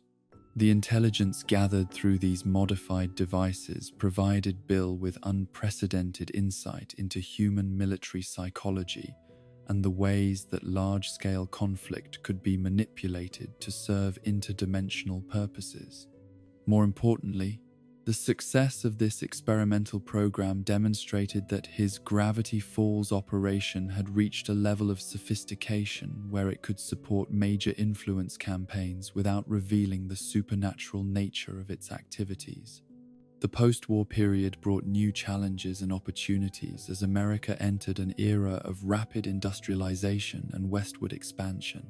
The Transcontinental Railroad, which passed near enough to Gravity Falls to make the town accessible to travelers from across the country, created possibilities for extending Bill's influence into previously unreachable populations. The railroad also brought new kinds of visitors to Gravity Falls, including scientists, inventors, and entrepreneurs, who were drawn by reports of the area's unusual phenomena. These individuals represented exactly the kind of potential partners that Bill had been hoping to attract, people whose intellectual curiosity and willingness to explore unconventional ideas made them ideal candidates for the kind of collaboration he would eventually need to achieve his ultimate goals. Among the most promising of these visitors was a young inventor named Silas Birchwood, whose interests in electromagnetic phenomena and mechanical engineering had led him to investigate reports of gravitational anomalies in the Gravity Falls area. Birchwood possessed both the technical knowledge and the open-minded curiosity that Bill recognized as essential qualities for the kind of partnership he was seeking. The relationship that developed between Bill and Birchwood followed patterns that the demon had perfected through centuries of human interaction, but with a sophistication and depth that reflected both his growing understanding of human psychology and the unique opportunities that Gravity Falls provided for extended collaboration. Rather than appearing in dreams or visions, Bill was able to manifest directly in Birchwood's laboratory, using the dimensional weak points he had been cultivating to achieve a level of physical presence that had never been possible in his previous Earth operations. The partnership proved mutually beneficial in ways that exceeded both participants' initial expectations. Birchwood's mechanical expertise, guided by Bill's interdimensional knowledge, led to innovations that were decades ahead of conventional technology, while remaining just within the bounds of what 19th century science could accept as theoretically possible. Bill, meanwhile, gained access to the kind of detailed understanding of dimensional engineering principles that could only come from working directly with someone who possessed both the necessary theoretical background and the practical skills to translate theory into functional technology. The devices that emerged from their collaboration represented a new class of supernatural technology, machines that incorporated principles from multiple dimensions while maintaining the appearance of conventional 19th century craftsmanship. These inventions served multiple purposes simultaneously, advancing human technological development in directions that served Bill's long-term goals, providing him with tools for more sophisticated forms of reality manipulation, and establishing precedents for the kinds of human-demon collaboration that would be essential for his ultimate plan to succeed. The success of the Birchwood partnership convinced Bill that Gravity Falls had finally reached the level of supernatural saturation and human sophistication necessary to support the construction of a permanent interdimensional gateway. The technical challenges remained formidable, and the right human collaborator for such an ambitious project had not yet appeared, but the foundation had been laid for what would eventually become the most important phase of his long campaign to establish a permanent presence in Earth's dimension. As the 19th century drew to a close, Bill could look back on his centuries of patient work in Gravity Falls with considerable satisfaction. What had begun as a promising but undeveloped dimensional weak point had been transformed into a thriving supernatural community where the impossible had become commonplace and where human consciousness had been gradually prepared for the dumb kinds of revelations that his ultimate plan would require. The stage was set for the next phase of his strategy, a period when advancing human knowledge and changing social conditions would create opportunities for the kind of direct collaboration that could finally make his dream of dimensional conquest a reality. The arrival of Stanford Philbrick Pines in Gravity Falls during the autumn of 1975 marked the beginning of the most significant chapter in Bill Cipher's millennia-long campaign to establish permanent dominion over Earth's dimension. After centuries of patient manipulation, subtle influence, and careful cultivation of the perfect conditions, Bill had finally encountered the human consciousness capable of understanding and implementing the dimensional engineering principles necessary to construct a functional interdimensional gateway. Stanford's academic credentials were impeccable by the standards of human scientific achievement. His doctoral dissertation on theoretical physics had pushed the boundaries of conventional understanding regarding the nature of space and time, while his research into quantum mechanics had led him to conclusions that bordered on the mystical, without quite crossing into territory that his peers would have dismissed as unscientific fantasy. More importantly, His natural intellectual curiosity had been shaped by a lifetime of experiences that had prepared him, perhaps uniquely among his generation of scientists, for encounters with phenomena that transcended the limitations of conventional academic frameworks.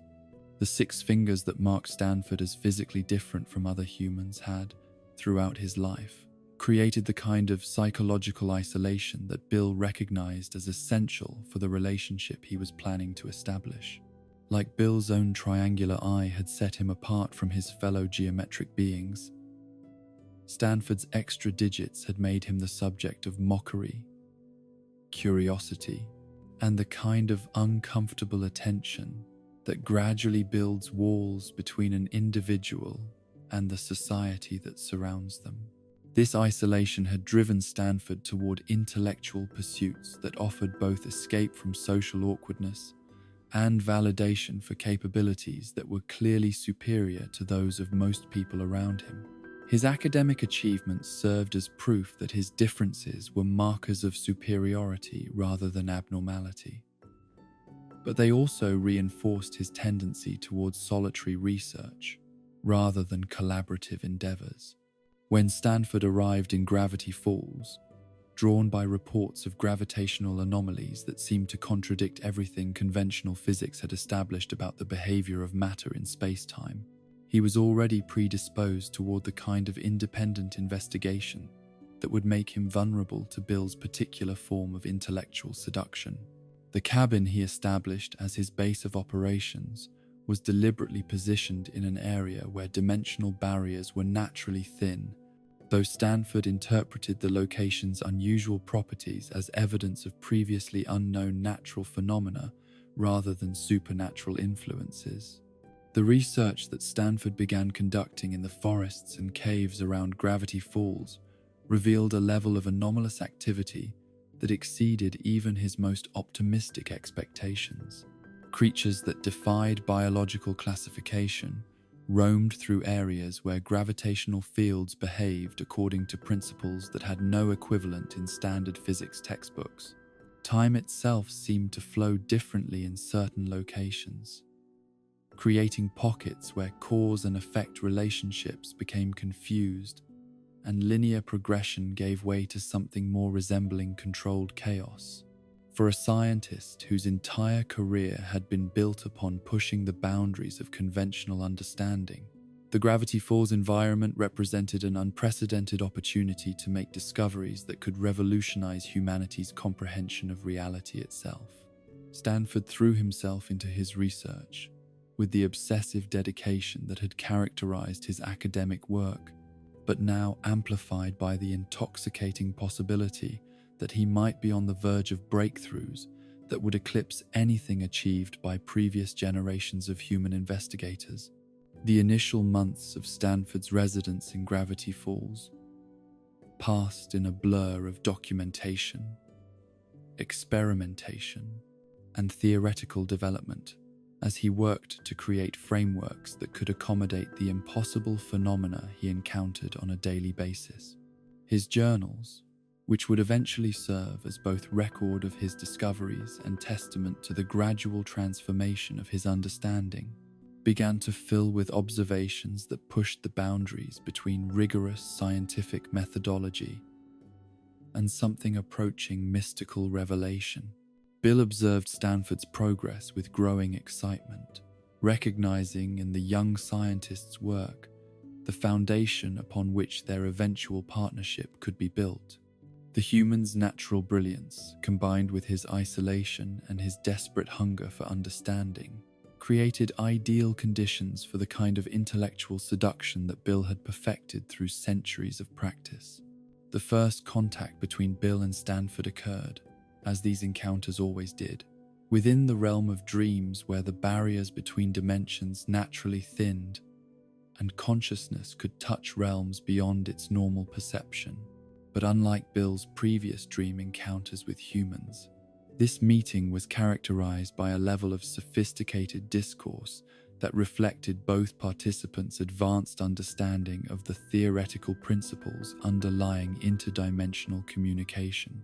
Stanford's dream self responded to Bill's initial appearance not with fear or worship, but with the kind of intellectual curiosity that treated even supernatural phenomena as puzzles to be solved, rather than mysteries to be feared.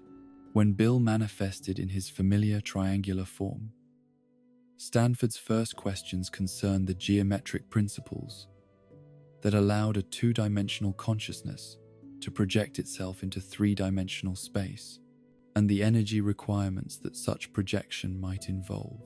This response delighted Bill in ways he had not experienced since his early conversations with the most advanced Atlantean philosophers.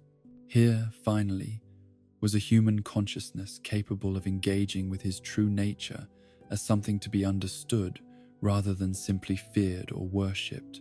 The intellectual partnership that began to develop through their dream meetings offered possibilities that transcended anything Bill had achieved through his previous Earth relationships.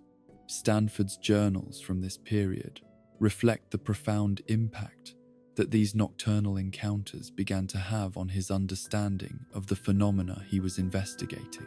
The triangular being who visited his dreams offered insights into dimensional theory that were decades, perhaps centuries, ahead of anything human science had achieved.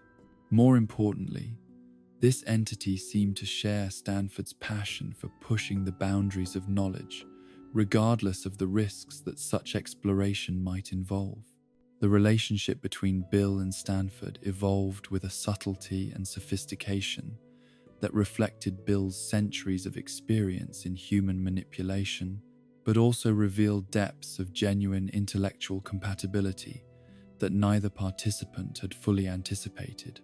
Their conversations ranged across topics that spanned multiple dimensions of theoretical understanding, from the mathematical principles governing interdimensional travel to the philosophical implications of consciousness existing across multiple layers of reality simultaneously.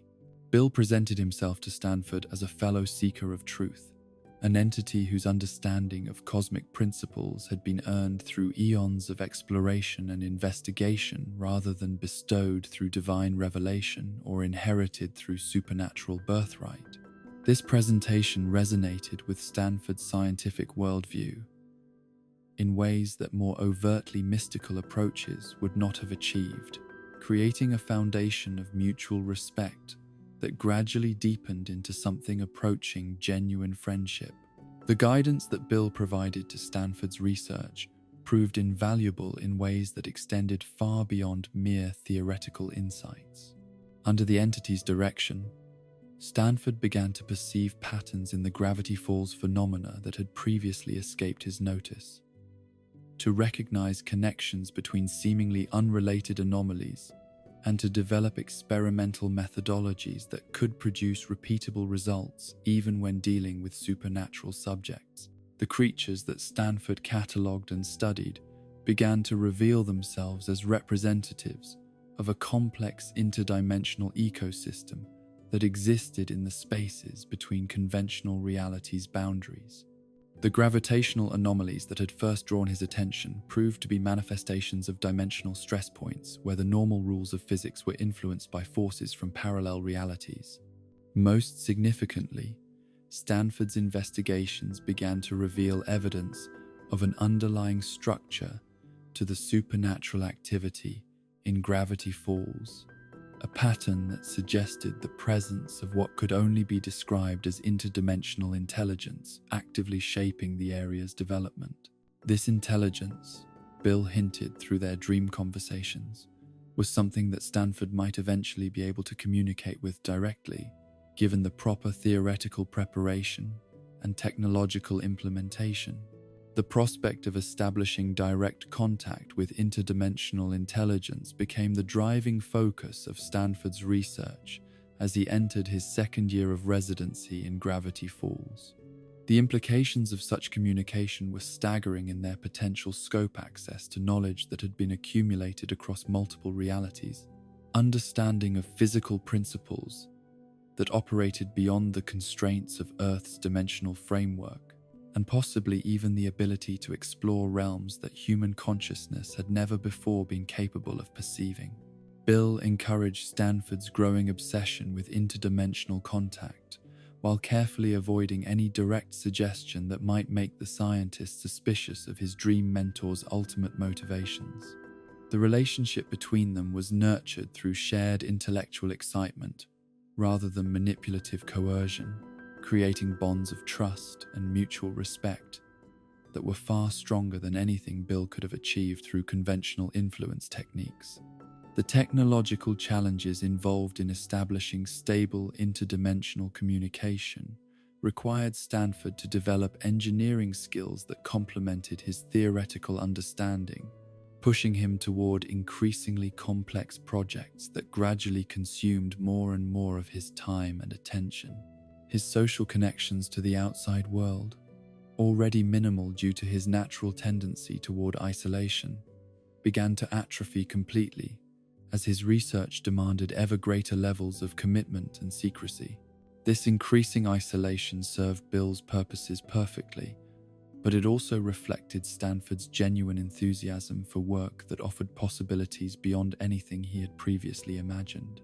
The scientist's journals from this period reveal a mind operating at the peak of its capabilities, driven by discoveries that seemed to validate every sacrifice that dedication to pure research had demanded. The breakthrough that would eventually lead to the construction of the interdimensional portal came during Stanford's third year in Gravity Falls, when his accumulated understanding of dimensional theory finally reached the threshold necessary for practical application. The theoretical framework he had developed, guided by Bill's subtle suggestions but implemented through his own intellectual labor, provided a roadmap for creating stable gateways between Earth's reality and the realms that lay beyond its boundaries. The engineering challenges involved in translating theory into functional technology were formidable, requiring Stanford to master disciplines ranging from quantum mechanics to crystalline energy matrices, from electromagnetic field manipulation to the kind of precision manufacturing that pushed the limits of what could be achieved in a private laboratory. Yet each obstacle overcome brought him closer to what both he and Bill recognized as a revolutionary breakthrough in human understanding of cosmic principles. The construction of the portal itself began as a modest experiment designed to test the feasibility of controlled dimensional manipulation, but quickly expanded into a project whose scope and ambition dwarfed anything Stanford had previously attempted. The basement of his cabin was gradually transformed into a sophisticated laboratory where conventional scientific equipment shared space with devices whose operation depended upon principles that human physics had yet to discover. Bill's assistance during this construction phase became more direct and obvious, though Stanford interpreted his mentor's increasing involvement as evidence of the project's importance, rather than cause for suspicion about the entity's ultimate motivations. The triangular being's ability to manifest physically within Stanford's laboratory, which became more frequent as the portal neared completion, seemed like a natural consequence of the dimensional barriers that their work was systematically weakening. The conversations that took place during these construction sessions revealed the depth of intellectual partnership that had developed between Bill and Stanford, but also began to hint at fundamental differences in their ultimate goals and motivations. Stanford viewed the portal as a tool for exploration and discovery, a means of expanding human knowledge through direct investigation of realities beyond Earth's dimensional boundaries. Bill, while encouraging this interpretation, had goals that were far more focused and ultimately more dangerous than his human partner suspected. As the portal neared completion, Stanford began to experience moments of doubt about the wisdom of proceeding with the project without consulting other members of the scientific community or considering the potential risks that interdimensional contact might involve. These concerns, while rationally justified, conflicted with the intellectual excitement that had driven his work for years and with the increasingly urgent encouragement he received from his interdimensional mentor. Bill's response to Stanford's growing caution revealed for the first time the manipulative aspects of their relationship that had previously remained hidden beneath layers of genuine intellectual compatibility. The entity's suggestions became more direct, more insistent, more focused on overcoming Stanford's reservations rather than addressing the legitimate concerns that had inspired them. The pressure that Bill applied during this crucial period was subtle but persistent, designed to exploit Stanford's natural competitiveness and his fear of abandoning a project that represented the culmination of his life's work. The scientist found himself caught between rational caution and the kind of intellectual pride that had driven his most significant achievements, with his interdimensional mentor consistently advocating for bold action over careful consideration. The completion of the portal occurred during a late-night session when Stanford's exhaustion and excitement combined to override his remaining cautions about proceeding without additional safeguards or consultation with outside experts. The moment when the interdimensional gateway first activated, when stable connections were established between Earth's reality and the realms beyond, represented the fulfillment of Bill's centuries-long campaign to gain direct access to the ordered dimension he sought to conquer. But the triumph of achieving functional interdimensional travel was immediately overshadowed by Stanford's growing realization that his mentor's true nature and ultimate intentions were very different from what he had been led to believe. The entity that stepped through the activated portal was not the benevolent seeker of knowledge that had guided Stanford's research, but something far more alien and ultimately more threatening than the scientist's worst nightmares had prepared him to encounter.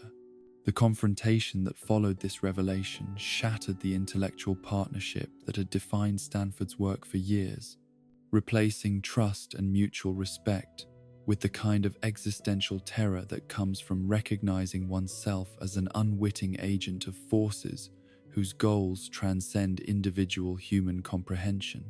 The portal that was meant to be humanity's gateway to expanded understanding became instead a potential pathway for invasion by entities whose relationship to Earth's dimension was predatory rather than exploratory. Stanford's desperate attempts to shut down the portal and prevent Bill from completing whatever plan the entity had been pursuing led to a battle of wills that tested both participants' understanding of the dimensional principles their collaboration had uncovered.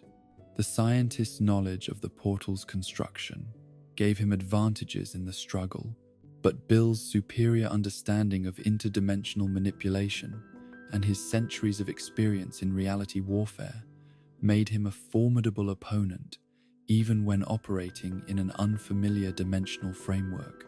The resolution of their conflict came not through victory by either party, but through Stanford's decision to sacrifice his life's work to prevent his former mentor from achieving goals that would have consequences extending far beyond their individual relationship.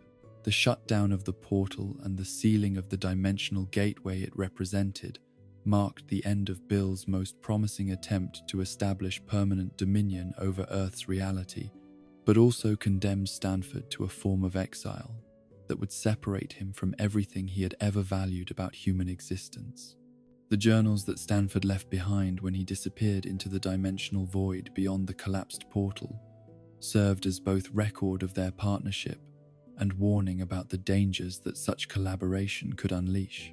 Hidden within the cabin where humanity's greatest scientific breakthrough had been achieved and then deliberately destroyed, these documents would wait decades before finding their way into hands capable of understanding their significance and acting upon the knowledge they contained. The triangular entity that had seemed to offer unlimited possibilities for expanding human understanding had revealed itself instead as a threat whose defeat required the sacrifice of everything that partnership had created. The portal was gone, its creator vanished, and Bill Cipher was once again trapped beyond the boundaries of Earth's reality. His closest approach to ultimate victory transformed into his most devastating defeat The 30 years that followed Stanford Pines' disappearance into the dimensional void beyond his collapsed portal represented the longest period of enforced inactivity that Bill Cipher had endured since his exile from Euclidia.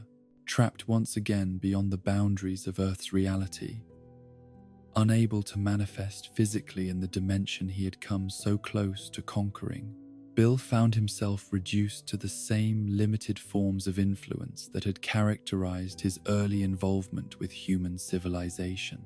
Yet this apparent setback masked a transformation in Bill's approach to dimensional conquest that would ultimately prove more dangerous than any of his previous strategies.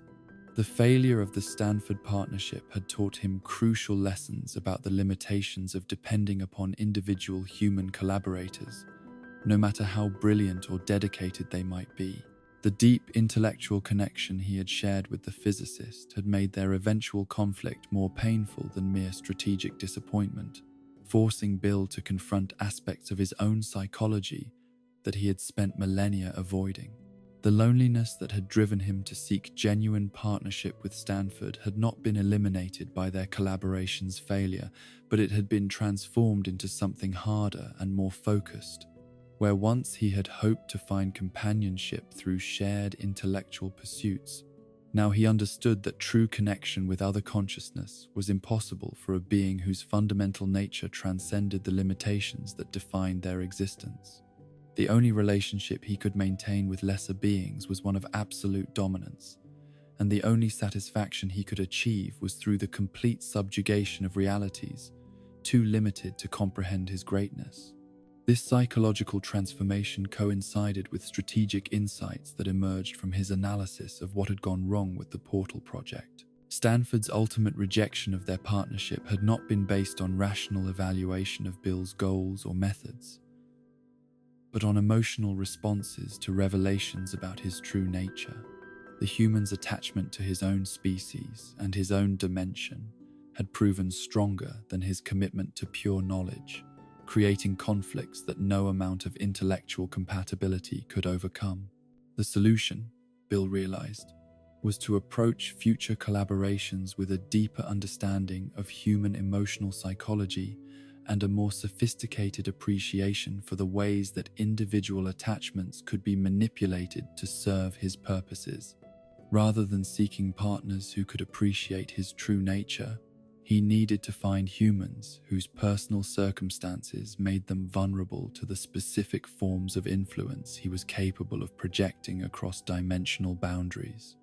The immediate challenge was identifying and gaining access to such vulnerable individuals when his ability to manifest physically in Earth's dimension had been eliminated by the portal's destruction.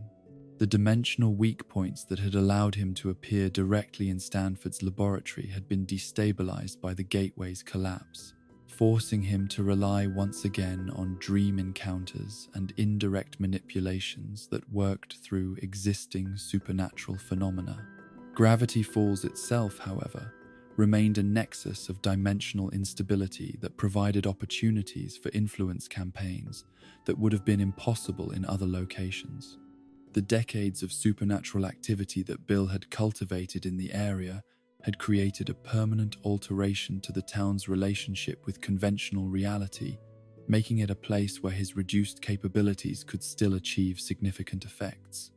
The first phase of Bill's new strategy involved a systematic campaign to increase the supernatural activity in Gravity Falls beyond anything the town had previously experienced. Working through the network of dimensional weak points he had established over the centuries, he began to introduce creatures and phenomena from the nightmare realm that had never before been able to manifest in Earth's reality. These manifestations were carefully calibrated to remain within the bounds of what the town's residents could dismiss as unusual but not impossible occurrences. The goal was not to create obvious supernatural chaos that might attract unwanted attention from outside authorities, but to gradually acclimate the local population to increasingly bizarre phenomena until the appearance of truly extraordinary events would seem like natural developments rather than unprecedented intrusions. The gnomes that began appearing in the forests around Gravity Falls were among the first successful introductions from this campaign. These creatures, while clearly not belonging to any earthly taxonomy, possessed sufficient intelligence and apparent harmlessness to avoid triggering the kind of panic that might have led to systematic investigation by external scientific or governmental agencies. Their presence added to the town's growing reputation for unusual wildlife, while serving as advanced scouts for more significant manifestations that would follow. The Manitors that established territories in the mountain caves represented a more ambitious experiment in interdimensional immigration. These beings possessed both the physical power and the intellectual capacity to serve as potential agents for Bill's influence campaigns, while their territorial nature ensured that they would remain largely hidden from casual observation by the town's human population. Most significantly, Bill began to introduce temporal anomalies that allowed events and entities from different time periods to manifest simultaneously within Gravity Falls' dimensional framework. These chronological distortions created opportunities for gathering intelligence about the town's past and future development, while establishing the kind of causal paradoxes that would eventually weaken the barriers between dimensions sufficiently to allow for more direct intervention. The effects of this systematic supernatural saturation were most apparent in the town's children, whose natural openness to impossible experiences made them ideal subjects for the kind of long-term psychological conditioning that Bill's revised strategy required. Young minds that grew up accepting the presence of creatures that violated natural law would be far more receptive to revelations about interdimensional realities when they reached the age where such knowledge could be put to practical use. The adults of Gravity Falls responded to the increasing supernatural activity with the kind of deliberate ignorance that Bill had learned to expect from human communities confronted with phenomena that challenged their fundamental assumptions about reality. Rather than investigating the obvious evidence of impossible creatures and events, they developed elaborate psychological frameworks for dismissing what they could not understand or explain.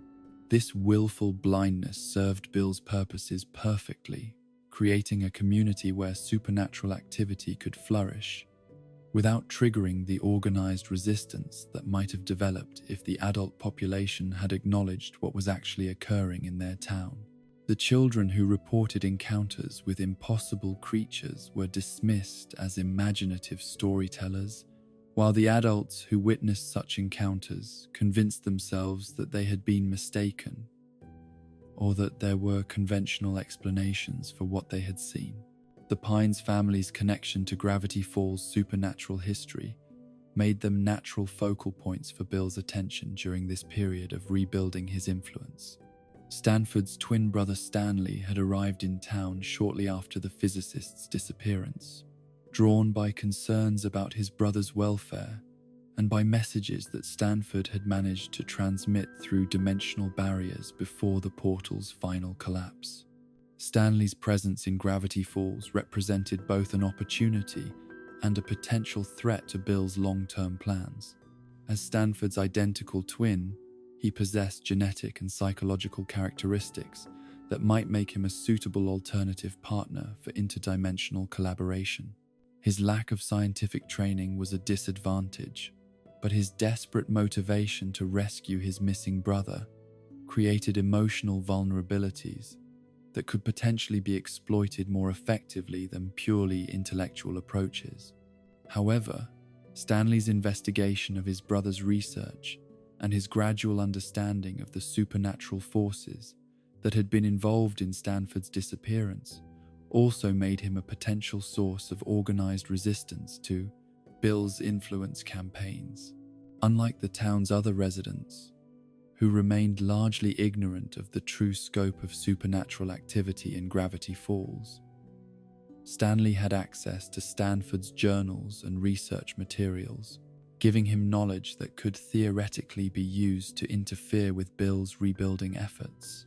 Bill's approach to managing the Stanley situation demonstrated the increased sophistication of his psychological manipulation techniques. Rather than attempting to establish direct contact with the grieving brother, he worked to shape Stanley's understanding of the supernatural threats facing Gravity Falls in ways that would ultimately serve his own purposes. The creatures and phenomena that Stanley encountered during his early years in the town were carefully selected to reinforce his perception of supernatural activity as chaotic and dangerous, but ultimately manageable through conventional defensive measures. This conditioning was designed to prepare him for eventual revelations about more sophisticated supernatural threats, while ensuring that his responses would follow predictable patterns that Bill could account for in his long-term planning. The transformation of Stanford's research facility into a tourist attraction dedicated to supposed supernatural phenomena served Bill's interests in multiple ways simultaneously. The Mystery Shack, as Stanley's enterprise came to be known, provided perfect cover for the continuing supernatural activity in the area, while generating income that allowed Stanley to maintain his residence in Gravity Falls without attracting suspicion about his true motivations. More importantly, the tourist attraction created opportunities for Bill to evaluate and influence visitors from outside Gravity Falls who might possess characteristics that made them suitable for future collaboration. The steady stream of curious tourists who visited the Mystery Shack provided a constant supply of potential subjects for psychological evaluation and selective conditioning. The fake supernatural exhibits that Stanley created for his tourist business inadvertently served to camouflage the genuine supernatural phenomena that were becoming increasingly common in the area. Visitors who encountered real anomalies during their stays in Gravity Falls were likely to dismiss these experiences as elaborate special effects connected to the Mystery Shack's theatrical presentations. This confusion between genuine supernatural activity and commercial entertainment created the perfect environment for Bill's influence campaigns to operate without detection. The boundary between reality and fiction became so blurred in the public perception of Gravity Falls that genuine interdimensional manifestations could occur in plain sight without triggering the kind of systematic investigation that might have exposed the true scope of what was occurring in the town. Bill's monitoring of the Pines family extended beyond Stanley to include the periodic visits of the man's great-niece and great-nephew, Dipper and Mabel Pines. These children, who spent their summers in Gravity Falls beginning in their early adolescence, represented the kind of psychologically flexible subjects that Bill had identified as ideal candidates for long-term conditioning toward eventual collaboration. Dipper's intellectual curiosity and his determination to understand the supernatural phenomena he encountered in Gravity Falls marked him as possessing characteristics similar to those that had made Stanford such a promising partner. The boy's journals, which documented his investigations into the town's mysteries with scientific rigor that exceeded his age, demonstrated the kind of systematic thinking that could eventually be guided toward more ambitious projects. Mabel's natural optimism and her remarkable ability to maintain emotional connections, even in the face of impossible circumstances, represented a different but equally valuable set of characteristics. Her capacity for friendship and loyalty, while potentially creating obstacles to certain forms of manipulation, also suggested possibilities for establishing the kind of emotional bonds that could prove more durable than purely intellectual partnerships. The children's summers in Gravity Falls provided Bill with opportunities to observe their responses to supernatural phenomena under controlled conditions, allowing him to evaluate their potential for future collaboration, while beginning the subtle conditioning processes that would make them more receptive to eventual direct contact. The supernatural encounters that Dipper and Mabel experienced during their visits to Gravity Falls were influenced by Bill's manipulations in ways that served multiple purposes simultaneously. These events provided the children with gradual exposure to increasingly impossible phenomena, building their tolerance for supernatural revelations while testing their problem-solving abilities and their capacity for maintaining secrecy about their experiences.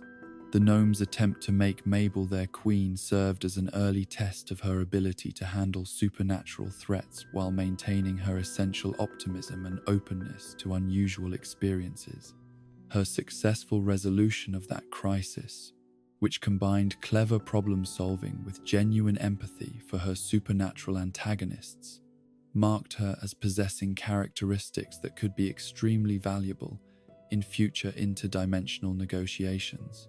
Dipper's encounters with various supernatural entities throughout his summers in Gravity Falls demonstrated his growing competence at dealing with impossible situations while maintaining the kind of intellectual curiosity that had characterized his great-uncle's approach to dimensional research.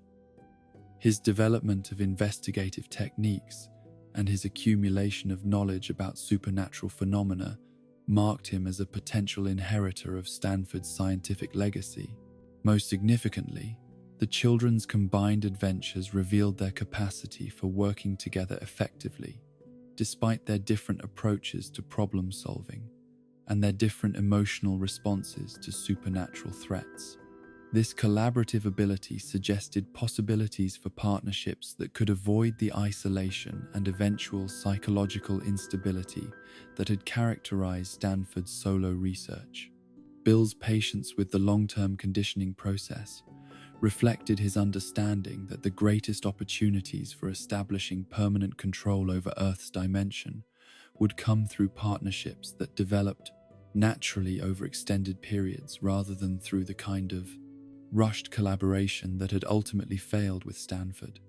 The children who were growing up with regular exposure to Gravity Falls' supernatural phenomena would eventually reach adulthood with psychological frameworks that could accommodate interdimensional realities without the shock and rejection that had characterized most human responses to such revelations.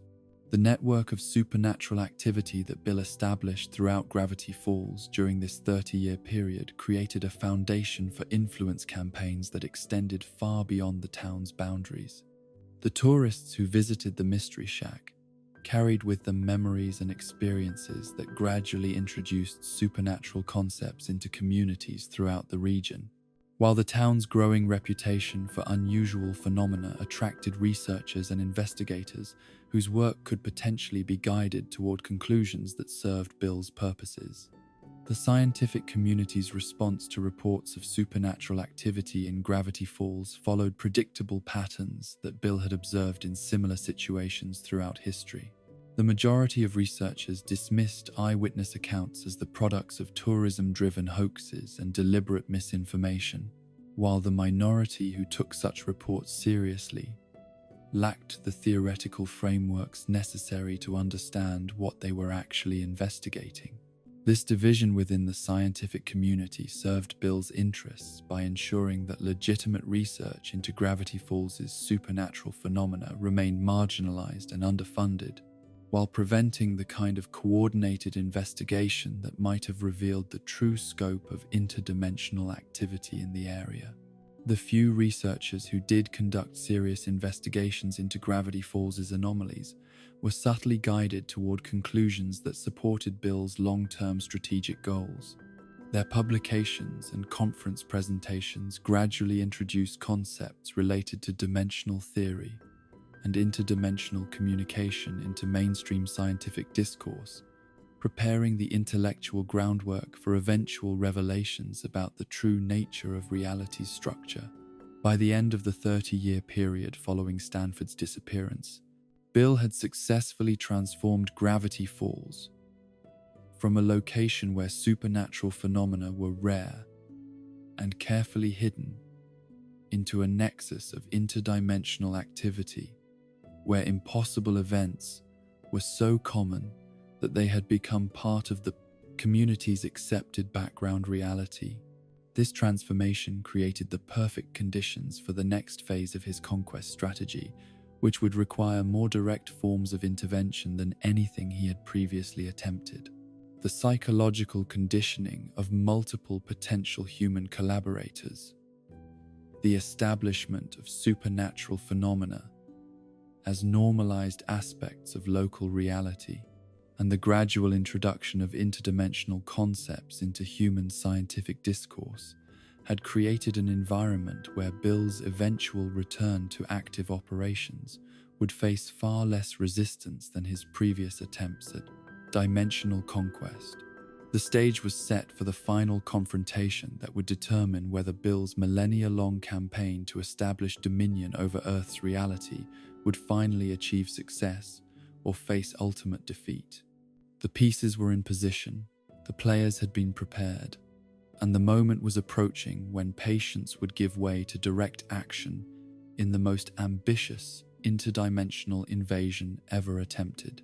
The moment that Bill Cipher had waited 30 years to achieve came not with the fanfare of cosmic catastrophe or the thunder of dimensional warfare, but with the quiet hum of machinery reactivating in the basement of a tourist trap that had once been the site of humanity's greatest scientific breakthrough. The portal that Stanford Pines had built and then destroyed in his desperate attempt to prevent interdimensional invasion flickered back to life under the determined efforts of his twin brother, whose 3 decades of secret research and mechanical reconstruction had finally restored the gateway to functional operation. Stanley Pines had spent those 30 years driven by a guilt and determination that Bill had carefully nurtured through subtle manipulations and strategic revelations.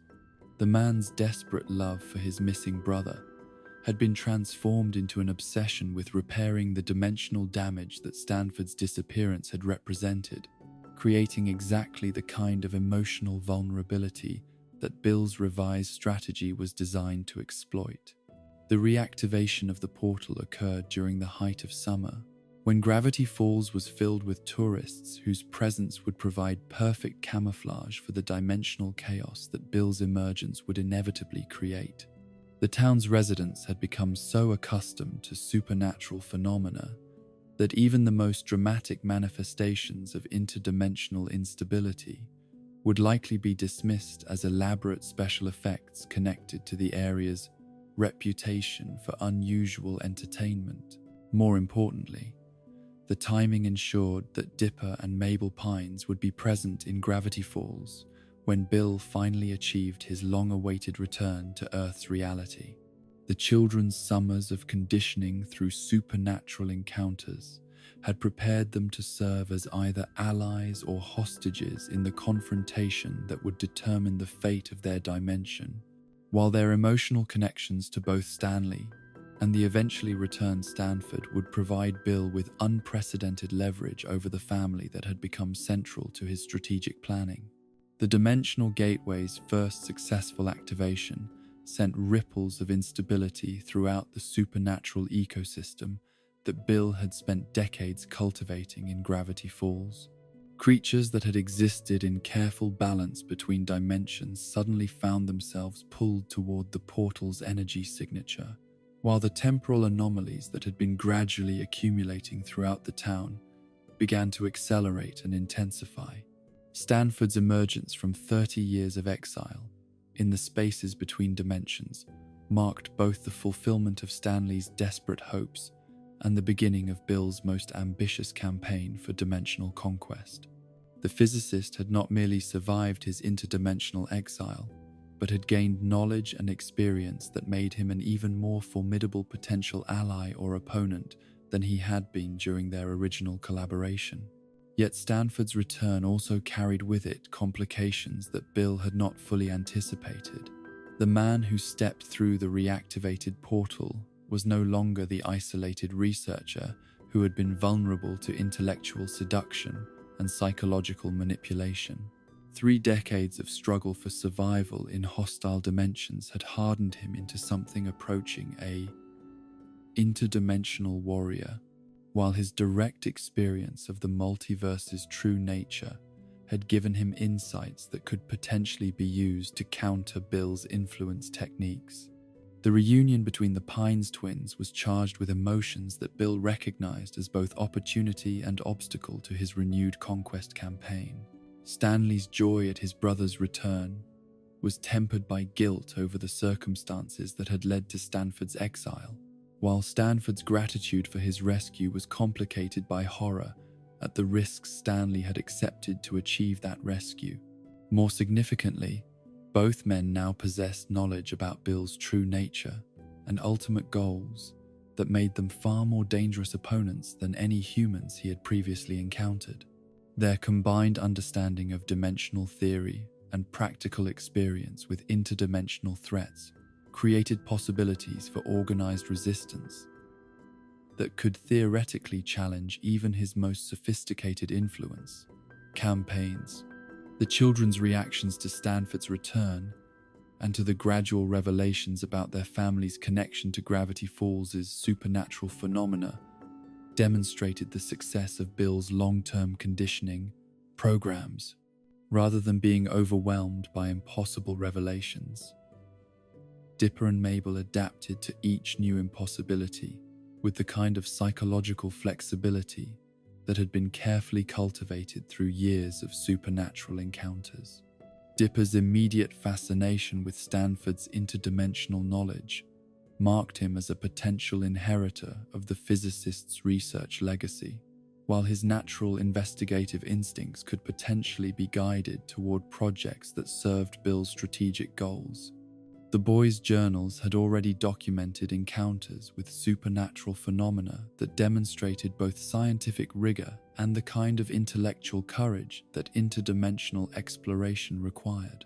Mabel's capacity for maintaining emotional connections even in the face of cosmic revelations represented a different but equally valuable asset. Her ability to form friendships with impossible creatures and to find common ground with entities whose nature transcended human understanding suggested possibilities for diplomatic approaches to interdimensional relations that had never been successfully implemented before. The family dynamics that emerged following Stanford's return created opportunities for manipulation that were more complex and potentially more rewarding than anything Bill had previously attempted. The emotional bonds between family members could be leveraged to influence individual decision-making, while the conflicts that inevitably arose from decades of separation and secrecy could be exploited to create divisions that served his purposes. Bill's approach to this situation demonstrated the psychological sophistication he had developed through centuries of human observation and manipulation. Rather than attempting to establish direct control over any single family member, he began to work through the existing relationships and tensions within the group, subtly influencing their interactions in ways that would eventually create conditions favorable to his ultimate goals. The revelation of Bill's continued existence and his ongoing interest in the Pines family came not through dramatic supernatural manifestation, but through gradual accumulation of evidence that someone or something had been manipulating events in Gravity Falls throughout the 30-year period of Stanford's exile. The professor's return brought with it knowledge of Bill's capabilities and methods that allowed the family to recognize patterns of influence that had previously seemed like random supernatural occurrences. This recognition marked the beginning of a psychological warfare campaign that was unprecedented in both its subtlety and its scope. Bill understood that direct confrontation with a unified Pines family would likely result in defeat, but he also recognized that their emotional connections to each other represented vulnerabilities that could be exploited more effectively than any individual weaknesses he had previously targeted. The supernatural phenomena that began to escalate throughout Gravity Falls following the portal's reactivation served multiple purposes in Bill's revised strategy. These manifestations provided cover for more sophisticated forms of dimensional manipulation, while creating an atmosphere of crisis that would force the Pines family to make decisions under pressure rather than through careful deliberation. More importantly, the increasing supernatural activity attracted attention from government agencies and scientific organizations that had been monitoring reports of unusual phenomena in the area for decades. This outside interest created additional pressures that could potentially be used to drive wedges between family members who disagreed about how much information should be shared with external authorities. The temporal anomalies that had been gradually accumulating in Gravity Falls began to reach critical levels as Bill's influence over the area's dimensional stability grew stronger. Past and future events started to manifest simultaneously in ways that created causal paradoxes and logical impossibilities that challenged even the family's growing experience with supernatural phenomena. These chronological distortions served Bill's strategic purposes by creating conditions where normal cause and effect relationships became unreliable, making it difficult for his opponents to predict the consequences of their actions or to develop coherent long-term plans for resistance. The confusion and disorientation that resulted from temporal instability could be exploited to create opportunities for the kind of direct intervention that his ultimate conquest plan would require. The psychological pressure created by these escalating supernatural phenomena began to test the bonds that held the Pines family together, revealing stress fractures in their relationships that had been hidden beneath surface expressions of affection and loyalty. Stanford's guilt over the consequences of his original collaboration with Bill conflicted with his continued fascination with interdimensional research, while Stanley's protective instincts toward the children competed with his respect for his brother's expertise. Dipper's growing obsession with understanding the supernatural threats facing his family began to isolate him from the more emotionally focused approaches favored by other family members. While Mabel's determination to maintain normal relationships and activities seemed increasingly disconnected from the cosmic scope of the dangers they were confronting, Bill's manipulation of these developing tensions was subtle but persistent, designed to exploit natural disagreements rather than creating artificial conflicts that might be recognized as external manipulation. His goal was not to destroy the family's emotional connections, but to redirect them in ways that would ultimately serve his conquest strategy. The campaign of psychological pressure that Bill orchestrated during this period was unlike anything he had previously attempted, representing a synthesis of all the manipulation techniques he had developed through millennia of interdimensional influence operations.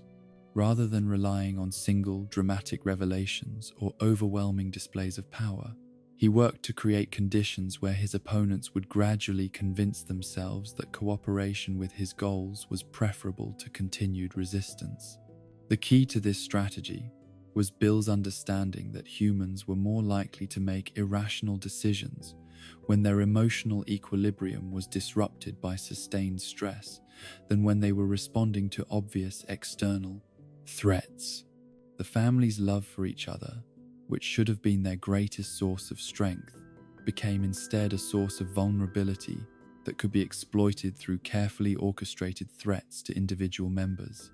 The supernatural creatures and phenomena that Bill controlled throughout Gravity Falls were deployed not primarily as direct threats, but as sources of constant low-level stress that would gradually erode the family's psychological resilience.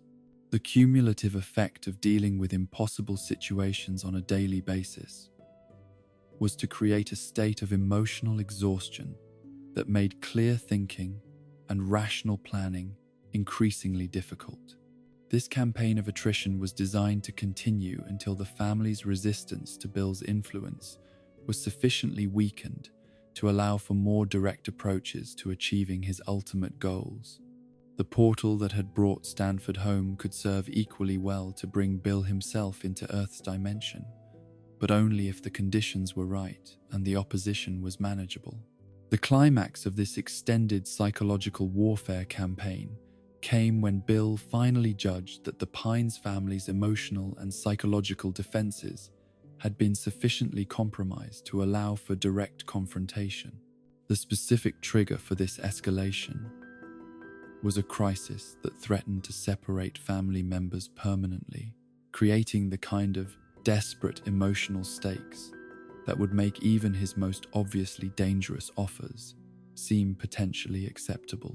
The nature of this crisis was carefully orchestrated to exploit each family member's specific psychological vulnerabilities while creating conditions where cooperation with Bill's demands would appear to be the only viable solution to problems that conventional approaches could not address. The choice he offered them was between accepting his terms for interdimensional partnership or watching their family connections be destroyed by forces beyond their ability to control or comprehend. This ultimatum represented the culmination of Bill's millennia-long campaign to establish permanent dominion over Earth's dimension, but it also marked the moment when all of his careful psychological manipulation would be tested against the fundamental strength of human emotional bonds. The family's response to his offer would determine not only their own fate, but the future relationship between Earth's reality and the interdimensional forces that had been seeking to claim it for so long. The stage was set for a confrontation that would resolve the question of whether human love and loyalty could overcome the kind of cosmic manipulation that had shaped the development of entire civilizations. The answer would determine whether Bill's Cipher would finally achieve the conquest he had sought for so long, or whether his most sophisticated campaign would end in defeat at the hands of beings whose emotional connections transcended his ability to understand or control. The moment of truth had arrived, and the fate of dimensions hung in the balance as Bill prepared to make his final, desperate gambit for ultimate power over realities beyond counting. The triangle that had burned his own world and conquered others now faced the greatest test of his existence: whether the bonds of family could prove stronger than the accumulated wisdom of cosmic evil given form and purpose across the ages. The culmination of Bill Cipher's millennia-long campaign for dimensional dominion arrived, not with the cosmic fanfare he had always envisioned, but through a moment of desperate bargaining that revealed the fundamental limitations of even the most sophisticated manipulation strategies.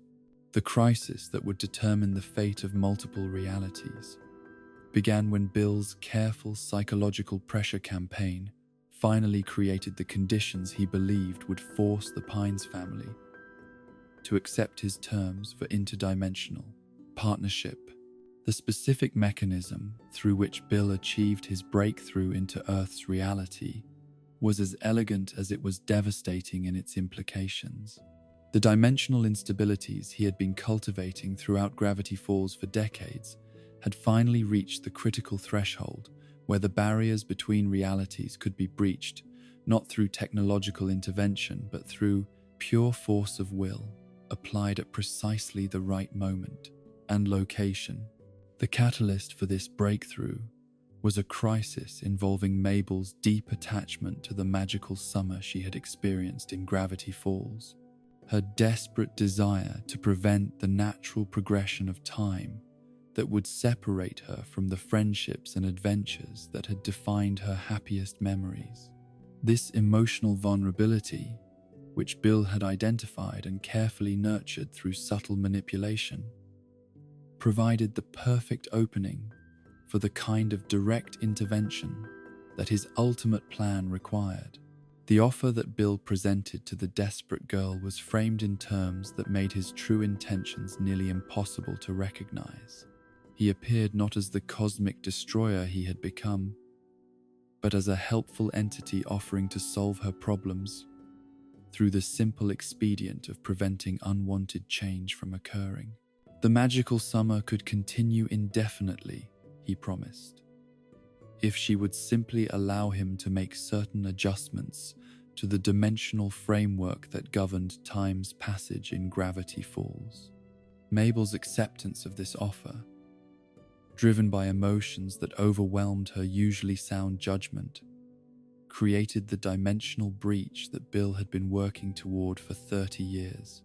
The rift that opened in the fabric of reality itself was not the technological gateway that Stanford had constructed, but something far more fundamental and ultimately more dangerous.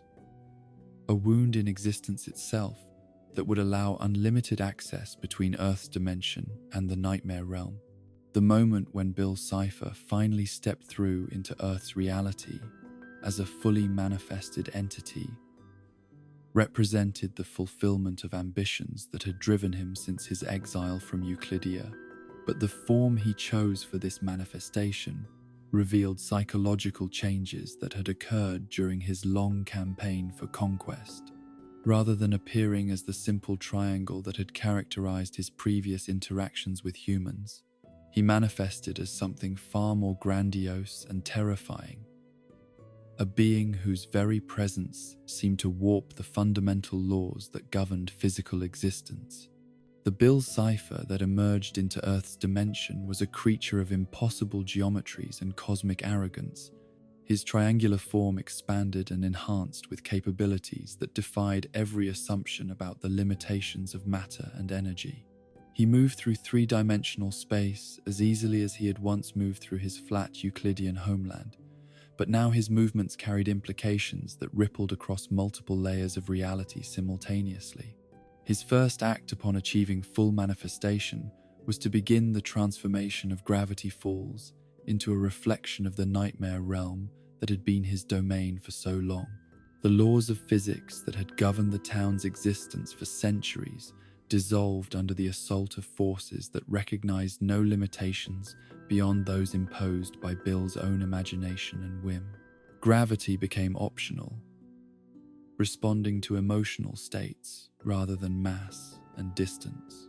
Time began to flow in spirals and loops, allowing past and future to exist simultaneously in configurations that created impossible situations where effect preceded cause and consequence became divorced from action. The very air filled with colors that had no names in human language, while sounds echoed from directions that existed only in mathematical theory. The transformation of Gravity Falls into what Bill proudly proclaimed as the beginning of Weirdmageddon represented his vision of what reality could become when freed from the arbitrary limitations that ordered dimensions imposed upon existence. This was not destruction for its own sake, but liberation from constraints that prevented consciousness from experiencing the full range of possibilities that the multiverse contained. Yet even as Bill reveled in his ability to reshape physical reality according to his desires, the psychological isolation that had driven his conquest campaign remained fundamentally unchanged. The power he now wielded was absolute within the boundaries of his influence, but it was also essentially solitary. The humans whose dimension he was transforming could not truly appreciate the gift he was offering them, while the entities from the nightmare realm who served as his agents remained as distant from genuine companionship as they had ever been. The throne that Bill constructed for himself in the heart of transformed Gravity Falls was built from the crystallized anguish of beings who could not understand that their suffering was merely the birth pangs of a new form of being, existence. The pyramid that rose from the town's center served as both seat of power and monument to his ultimate triumph over the ordered forces that had once cast him out and condemned him to exile. From this vantage point, Bill could survey the scope of his achievement while planning the next phases of his campaign to extend Weirdmageddon beyond Gravity Falls to encompass first the continent, then the planet, and ultimately the entire dimensional framework that contained Earth's reality. The vision that drove him was nothing less than the complete transformation of an ordered universe into something that reflected his own chaotic nature. Yet the execution of this grand design revealed limitations that Bill had not fully anticipated during his long planning phase. The dimensional breach that had allowed his manifestation in Earth's reality was powerful enough to maintain his presence and to allow transformation of the immediate area around Gravity Falls, but it was not sufficient to support the kind of unlimited expansion that his ultimate goals required. The barriers that contained his influence were not technological constructs that could be overcome through superior engineering. but fundamental aspects of reality's structure that required specific conditions to breach permanently. The emotional crisis that had allowed him to manipulate Mabel into creating the initial breach was not sufficient to maintain the kind of dimensional instability that unlimited conquest would require. More troubling still was the discovery that his power, while absolute within the transformed zone of Gravity Falls, diminished rapidly at the boundaries of his influence. Attempts to extend Weirdmageddon beyond the town limits met with resistance from reality itself, as if the universe possessed immune responses designed to contain exactly the kind of dimensional infection he represented. This geographical limitation imposed constraints on his conquest strategy that threatened to transform his ultimate triumph into merely another sophisticated form of exile.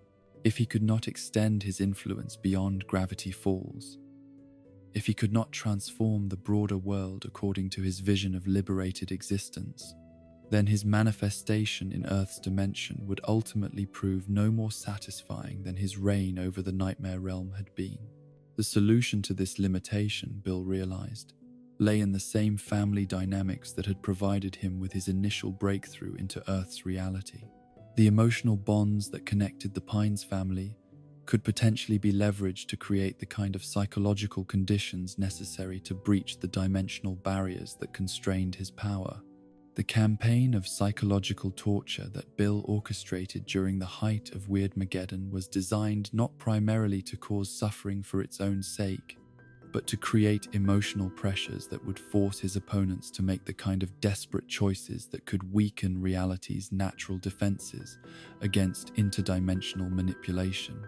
The specific torments he devised for each family member reflected his sophisticated understanding of their individual psychological vulnerabilities. Stanford found himself confronted with the consequences of his original collaboration with Bill, forced to witness the transformation of his life's work into an instrument of cosmic destruction. The dimensional research that had once represented humanity's greatest intellectual achievement had become the foundation for an invasion that threatened to eliminate human consciousness entirely. Stanley was subjected to revelations about his own role in enabling Bill's return. His desperate love for his brother transformed into a source of guilt that threatened to destroy his sense of self-worth. The 30 years he had spent trying to repair the damage caused by Stanford's disappearance had actually served to create the conditions that made Bill's ultimate victory possible. Dipper experienced the horror of watching his intellectual curiosity and investigative skills being twisted into tools that served Bill's conquest strategy. The knowledge he had accumulated about Gravity Falls' supernatural phenomena, which had once seemed like the foundation for heroic adventures, now revealed itself as part of a manipulation campaign that had been shaping his development since childhood. But it was Mabel who faced the most devastating psychological assault, as Bill forced her to confront the full implications of the choice she had made in accepting his offer to prevent unwanted change. The magical summer she had tried to preserve had become a nightmare that threatened to trap everyone she loved in forms of existence that were worse than death.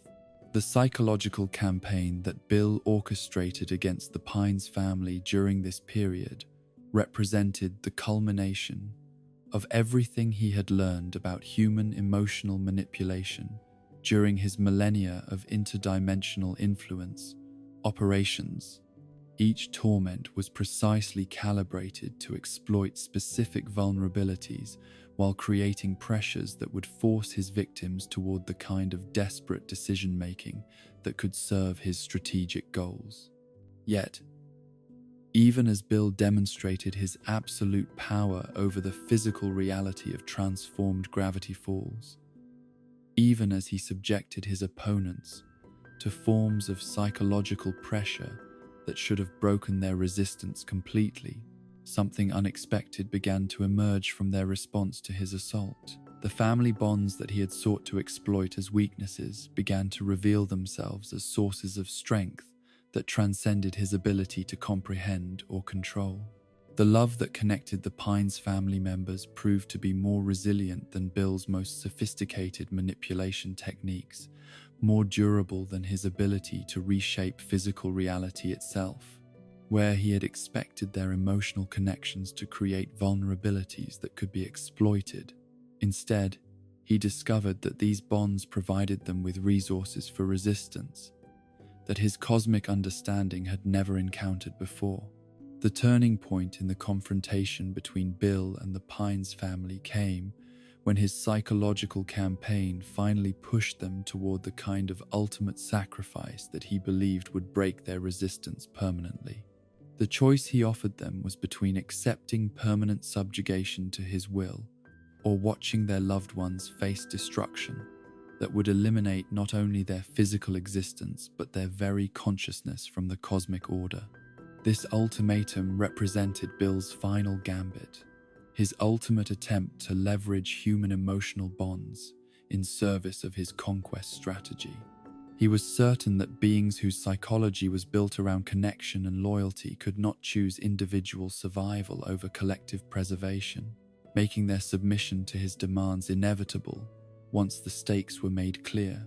The response that Bill received to this ultimatum revealed the fundamental flaw in his understanding of human nature, the crucial element of consciousness that his millennia of observation and manipulation had failed to grasp.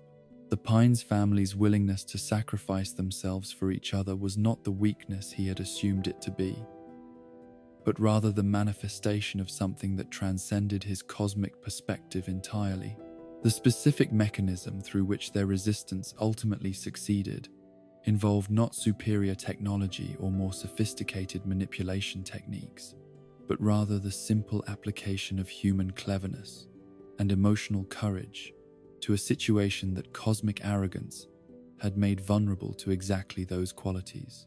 The trap that finally contained Bill was built not from dimensional engineering principles, but from the kind of improvised problem-solving that had characterized their approach to supernatural challenges throughout their time in Gravity Falls.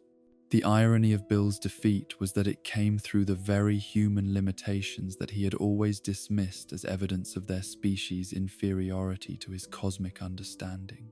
Their inability to perceive multiple dimensions simultaneously, their dependence on emotional bonds for psychological stability, their tendency to make decisions based on intuition rather than pure logic. All of these characteristics that he had exploited as weaknesses ultimately provided them with capabilities that his superior knowledge could not overcome. The final confrontation between Bill and his opponents took place not in the transformed landscape of Weirdmageddon, but within the consciousness of Stanley Pines, whose willingness to sacrifice his own memories and identity created the conditions necessary for Bill's ultimate destruction. This battlefield was one where cosmic power held no advantage over human determination, where the manipulation techniques that had shaped the development of civilizations could be overcome by simple refusal to surrender what mattered most. The erasure of Stanley's memories, which eliminated Bill along with everything else those memories contained, represented a form of victory that transcended conventional understanding of triumph and defeat. It was a victory achieved not through superior force or more sophisticated strategy, but through the willingness to pay prices that cosmic entities like Bill could not comprehend or accept. The destruction of Bill Cipher came not with cosmic fanfare or dimensional catastrophe, but with the quiet dissolution of consciousness into nothingness, the ultimate fear of any being whose existence was built upon thought and will. His final moments were marked not by rage or desperation, but by something approaching bewilderment at the discovery that beings he had considered infinitely inferior possessed capabilities that his cosmic understanding had never suspected. The triangle that had burned his own world and sought to claim all others found himself reduced to nothing more than a fading echo in an old man's disappearing memory, his millennia of accumulated power and knowledge becoming as insubstantial as morning mist before the rising Sunday. The entity, who had considered himself the inevitable ruler of all existence, discovered that even gods can be forgotten, and that forgetting can be a form of death more final than any physical destruction. In the end, Bill Cipher's ultimate defeat came not from forces greater than himself, but from the simple human capacity for love that proved stronger than cosmic manipulation, more durable than dimensional engineering, and more powerful than the accumulated wisdom of evil given form across the ages. The family that had seemed so vulnerable to his psychological campaigns revealed themselves to possess resources that transcended anything his experience had prepared him to encounter or overcome. The Chaos Triangle has fallen silent, his yellow light extinguished in the depths of a grandfather's fading memory. Bill Cipher, who burned his own world and sought to remake all others in his image, learned too late that even gods can be forgotten, and that forgetting can be a form of death more final than any physical destruction. The entity that had once commanded the impossible, that had bent reality itself to serve his whims during those brief days when Gravity Falls became his personal playground, now existed as nothing more than scattered fragments of thought, dissolving into the void where Stanley Pines's memories had once resided. The triangle whose eye had burned with the accumulated malice of millennia found that light finally guttering out in the most prosaic of endings, not through cosmic battle or dimensional warfare, but through the simple human choice to sacrifice one's own past for the sake of those who mattered more than memory itself. In the restored normalcy of Gravity Falls, where the laws of physics had reasserted themselves and time once again flowed in predictable patterns, the scars of Weirdmageddon began to heal with the patient persistence that characterizes reality's response to temporary chaos. The buildings that had been twisted into impossible architectures straightened themselves back into familiar forms, while the gravitational anomalies that had allowed objects to float freely through the air gradually surrendered to the mundane pull of Earth's mass. The creatures that had poured through the dimensional rift during Bill's brief reign of chaos found themselves unable to maintain coherent existence in a reality governed by natural law rather than supernatural whim. One by one, they faded back into the spaces between dimensions from which they had emerged, leaving behind only the fading memories of townspeople who would gradually convince themselves that the impossible things they had witnessed must have been elaborate hallucinations brought on by stress and suggestion. Yet for all the apparent return to normalcy, for all the surface restoration of familiar patterns and predictable routines, the events of Weirdmageddon had left changes that would endure long after the last traces of interdimensional corruption had been cleansed from Gravity Falls' dimensional framework. The town that emerged from Bill's defeat was subtly but permanently altered, marked by experiences that transcended the ability of conventional reality to fully contain or explain. The Pines family, whose bonds had proven stronger than cosmic manipulation, found themselves forever changed by their confrontation with forces that operated beyond the normal boundaries of human experience. The love that had sustained them through their darkest moments remained as strong as ever, but it was now tempered by knowledge of just how fragile the barriers were that separated ordered existence from the chaos that lurked beyond the edges of perception. Stanford's journals, which had once documented humanity's first serious attempt at interdimensional contact, now served as both historical record and warning about the dangers that such contact could unleash.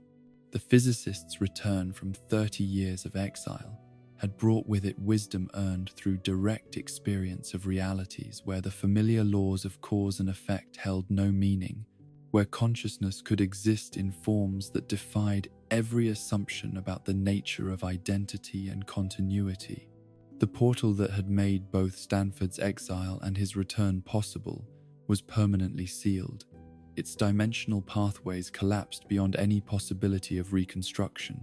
The basement laboratory where humanity's greatest scientific breakthrough had been achieved and then deliberately destroyed was transformed into something more like a memorial than a workspace, its equipment dismantled and its theoretical frameworks archived rather than developed further. The decision to abandon interdimensional research entirely was not made lightly, but it reflected hard-won understanding of the price that such knowledge could exact from those who sought to master it. The cosmos contained wonders beyond human imagination, but it also harbored threats that could destroy not only individual lives, but entire realities, if approached without adequate caution and preparation. Stanley's sacrifice, which had made Bill's defeat possible, represented both victory and loss in ways that defied simple categorization. The memories that had been erased to eliminate the cosmic threat included not only the traumatic experiences of recent weeks, but also decades of accumulated experience, relationships, and personal growth that could never be fully recovered. The man who emerged from the memory-wiping process was recognizably Stanley Pines. But he was also someone fundamentally different, someone who had to rebuild his understanding of himself and his relationships from fragmentary clues and the patient explanations of family members who loved him enough to help him rediscover who he had been. The slow process of Stanley's recovery became a testament to the resilience of human connection and the power of love to transcend even the most devastating losses. Each recovered memory, each rediscovered relationship, each moment of recognition represented a small victory over the chaos that had sought to destroy everything that made existence meaningful. Dipper and Mabel, whose summer in Gravity Falls had exposed them to wonders and terrors beyond anything their previous experience had prepared them for, returned to their normal lives with perspectives forever altered by their encounters with the impossible. The knowledge they carried with them about the true nature of reality was both burden and gift, a reminder that the familiar world contained depths and complexities that most people never suspected. The journals they kept of their adventures served not only as personal records, but as preparation for future generations who might face similar challenges. The lessons learned through direct confrontation with cosmic evil could potentially help others recognize and resist manipulation campaigns that operated through psychological rather than physical means. The town of Gravity Falls itself settled back into routines that appeared normal but carried within them subtle acknowledgments of the supernatural heritage that had shaped its development. The tourist attractions that had once seemed like harmless entertainment now served as covers for genuine mysteries that were better left unexplored, while the local legends that had attracted visitors from around the world took on new meaning for those who understood their basis in actual events. The Mystery Shack, which had served as both camouflage and sanctuary during the supernatural crises that had tested the town's resilience, continued to operate as a tourist attraction, but with a different understanding of its purpose. The fake exhibits that had once been mere commercial entertainment now served to deflect attention from real mysteries that were too dangerous for casual investigation. The residents of Gravity Falls, most of whom retained only fragmented memories of the chaos that had briefly transformed their town, developed a collective understanding that some subjects were better left unexamined. The supernatural phenomena that continued to occur in the area were acknowledged through unspoken agreements to treat them as normal rather than newsworthy, creating a community-wide conspiracy of protective ignorance. This collective amnesia was not the result of external manipulation or systematic cover-up, but rather emerged naturally from the human capacity for psychological self-protection. When reality becomes too strange for conventional frameworks to accommodate, consciousness adapts by developing selective blindness to phenomena that threaten to overwhelm the ability to function in normal social contexts. The children of Gravity Falls, who had grown up accepting the presence of impossible creatures as part of their normal environment, served as bridges between the town's supernatural reality and its mundane surface. Their matter-of-fact acceptance of mysteries that adults preferred to ignore helped maintain the delicate balance between acknowledgement and denial that allowed the community to function despite its unusual circumstances. The broader world remained largely unaware of the cosmic drama that had played out in the small Oregon town, an ignorance that was carefully maintained through the combined efforts of government agencies, scientific institutions, and media organizations that had their own reasons for preferring conventional explanations to supernatural realities. The official records of the events surrounding Weirdmageddon were either classified beyond public access or edited to remove references to phenomena that could not be explained through accepted theoretical frameworks. The few researchers who attempted to investigate reports of unusual activity in Gravity Falls found their work marginalized and their funding eliminated through administrative processes that left no obvious fingerprints. This systematic suppression of information about interdimensional threats was not motivated by malevolent conspiracy but by institutional recognition that public awareness of such dangers could potentially create more problems than it solved. A population that understood the fragility of the barriers separating ordered reality from cosmic chaos might respond with panic that could destabilize social structures in ways that would serve no constructive purpose. The knowledge of Bill Cipher's existence and ultimate defeat was preserved in archives that few would ever access, stored against the possibility that similar threats might emerge in future generations. The lessons learned through direct confrontation with cosmic manipulation were documented in forms that could potentially guide resistance efforts if interdimensional invasion were attempted again. Yet the hope remained that such knowledge would never be needed, that the defeat of Bill Cipher had eliminated not only a specific threat, but also the conditions that had made that threat possible. The dimensional weak points that had allowed his influence to reach into Earth's reality had been sealed through processes that combined advanced technology with principles that transcended conventional scientific understanding.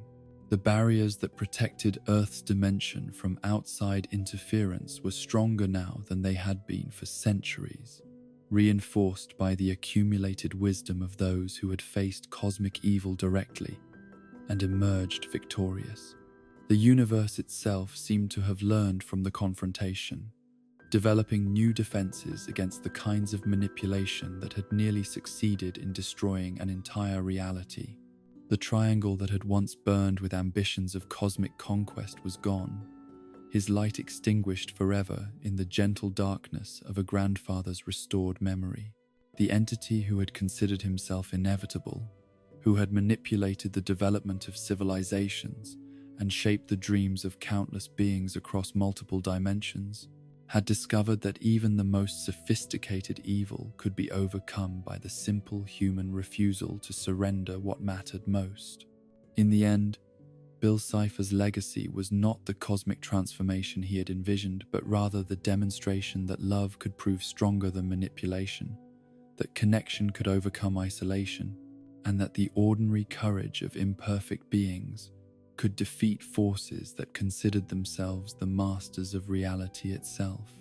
The family that had seemed so vulnerable to his psychological campaigns had revealed themselves to possess resources that transcended anything his cosmic understanding had prepared him to encounter. The silence that followed his destruction was not the empty void that had characterized his existence since burning Euclidia, but rather the peaceful quiet that comes when threats have been faced and overcome, when sacrifices have been made and accepted, when the work of protection and healing can finally begin, somewhere in the space between dreams and waking, somewhere in the gentle transition from consciousness to sleep. Reality remains safely guarded by those who understood that some doors should never be opened, some prices should never be paid, and some forms of power should never be pursued. The Chaos Triangle had sought to remake existence in his own image, but existence had proven more resilient than even cosmic arrogance could overcome. The barriers between worlds held strong once more. The dimensional order had reasserted itself, and somewhere in the quiet corners of a small town where the impossible had briefly become commonplace, ordinary life continued, with the patient persistence that has always been humanity's greatest strength and most enduring victory over the forces that would reshape reality according to alien will and cosmic ambition, beyond the power of love to understand or evil to ultimately overcome.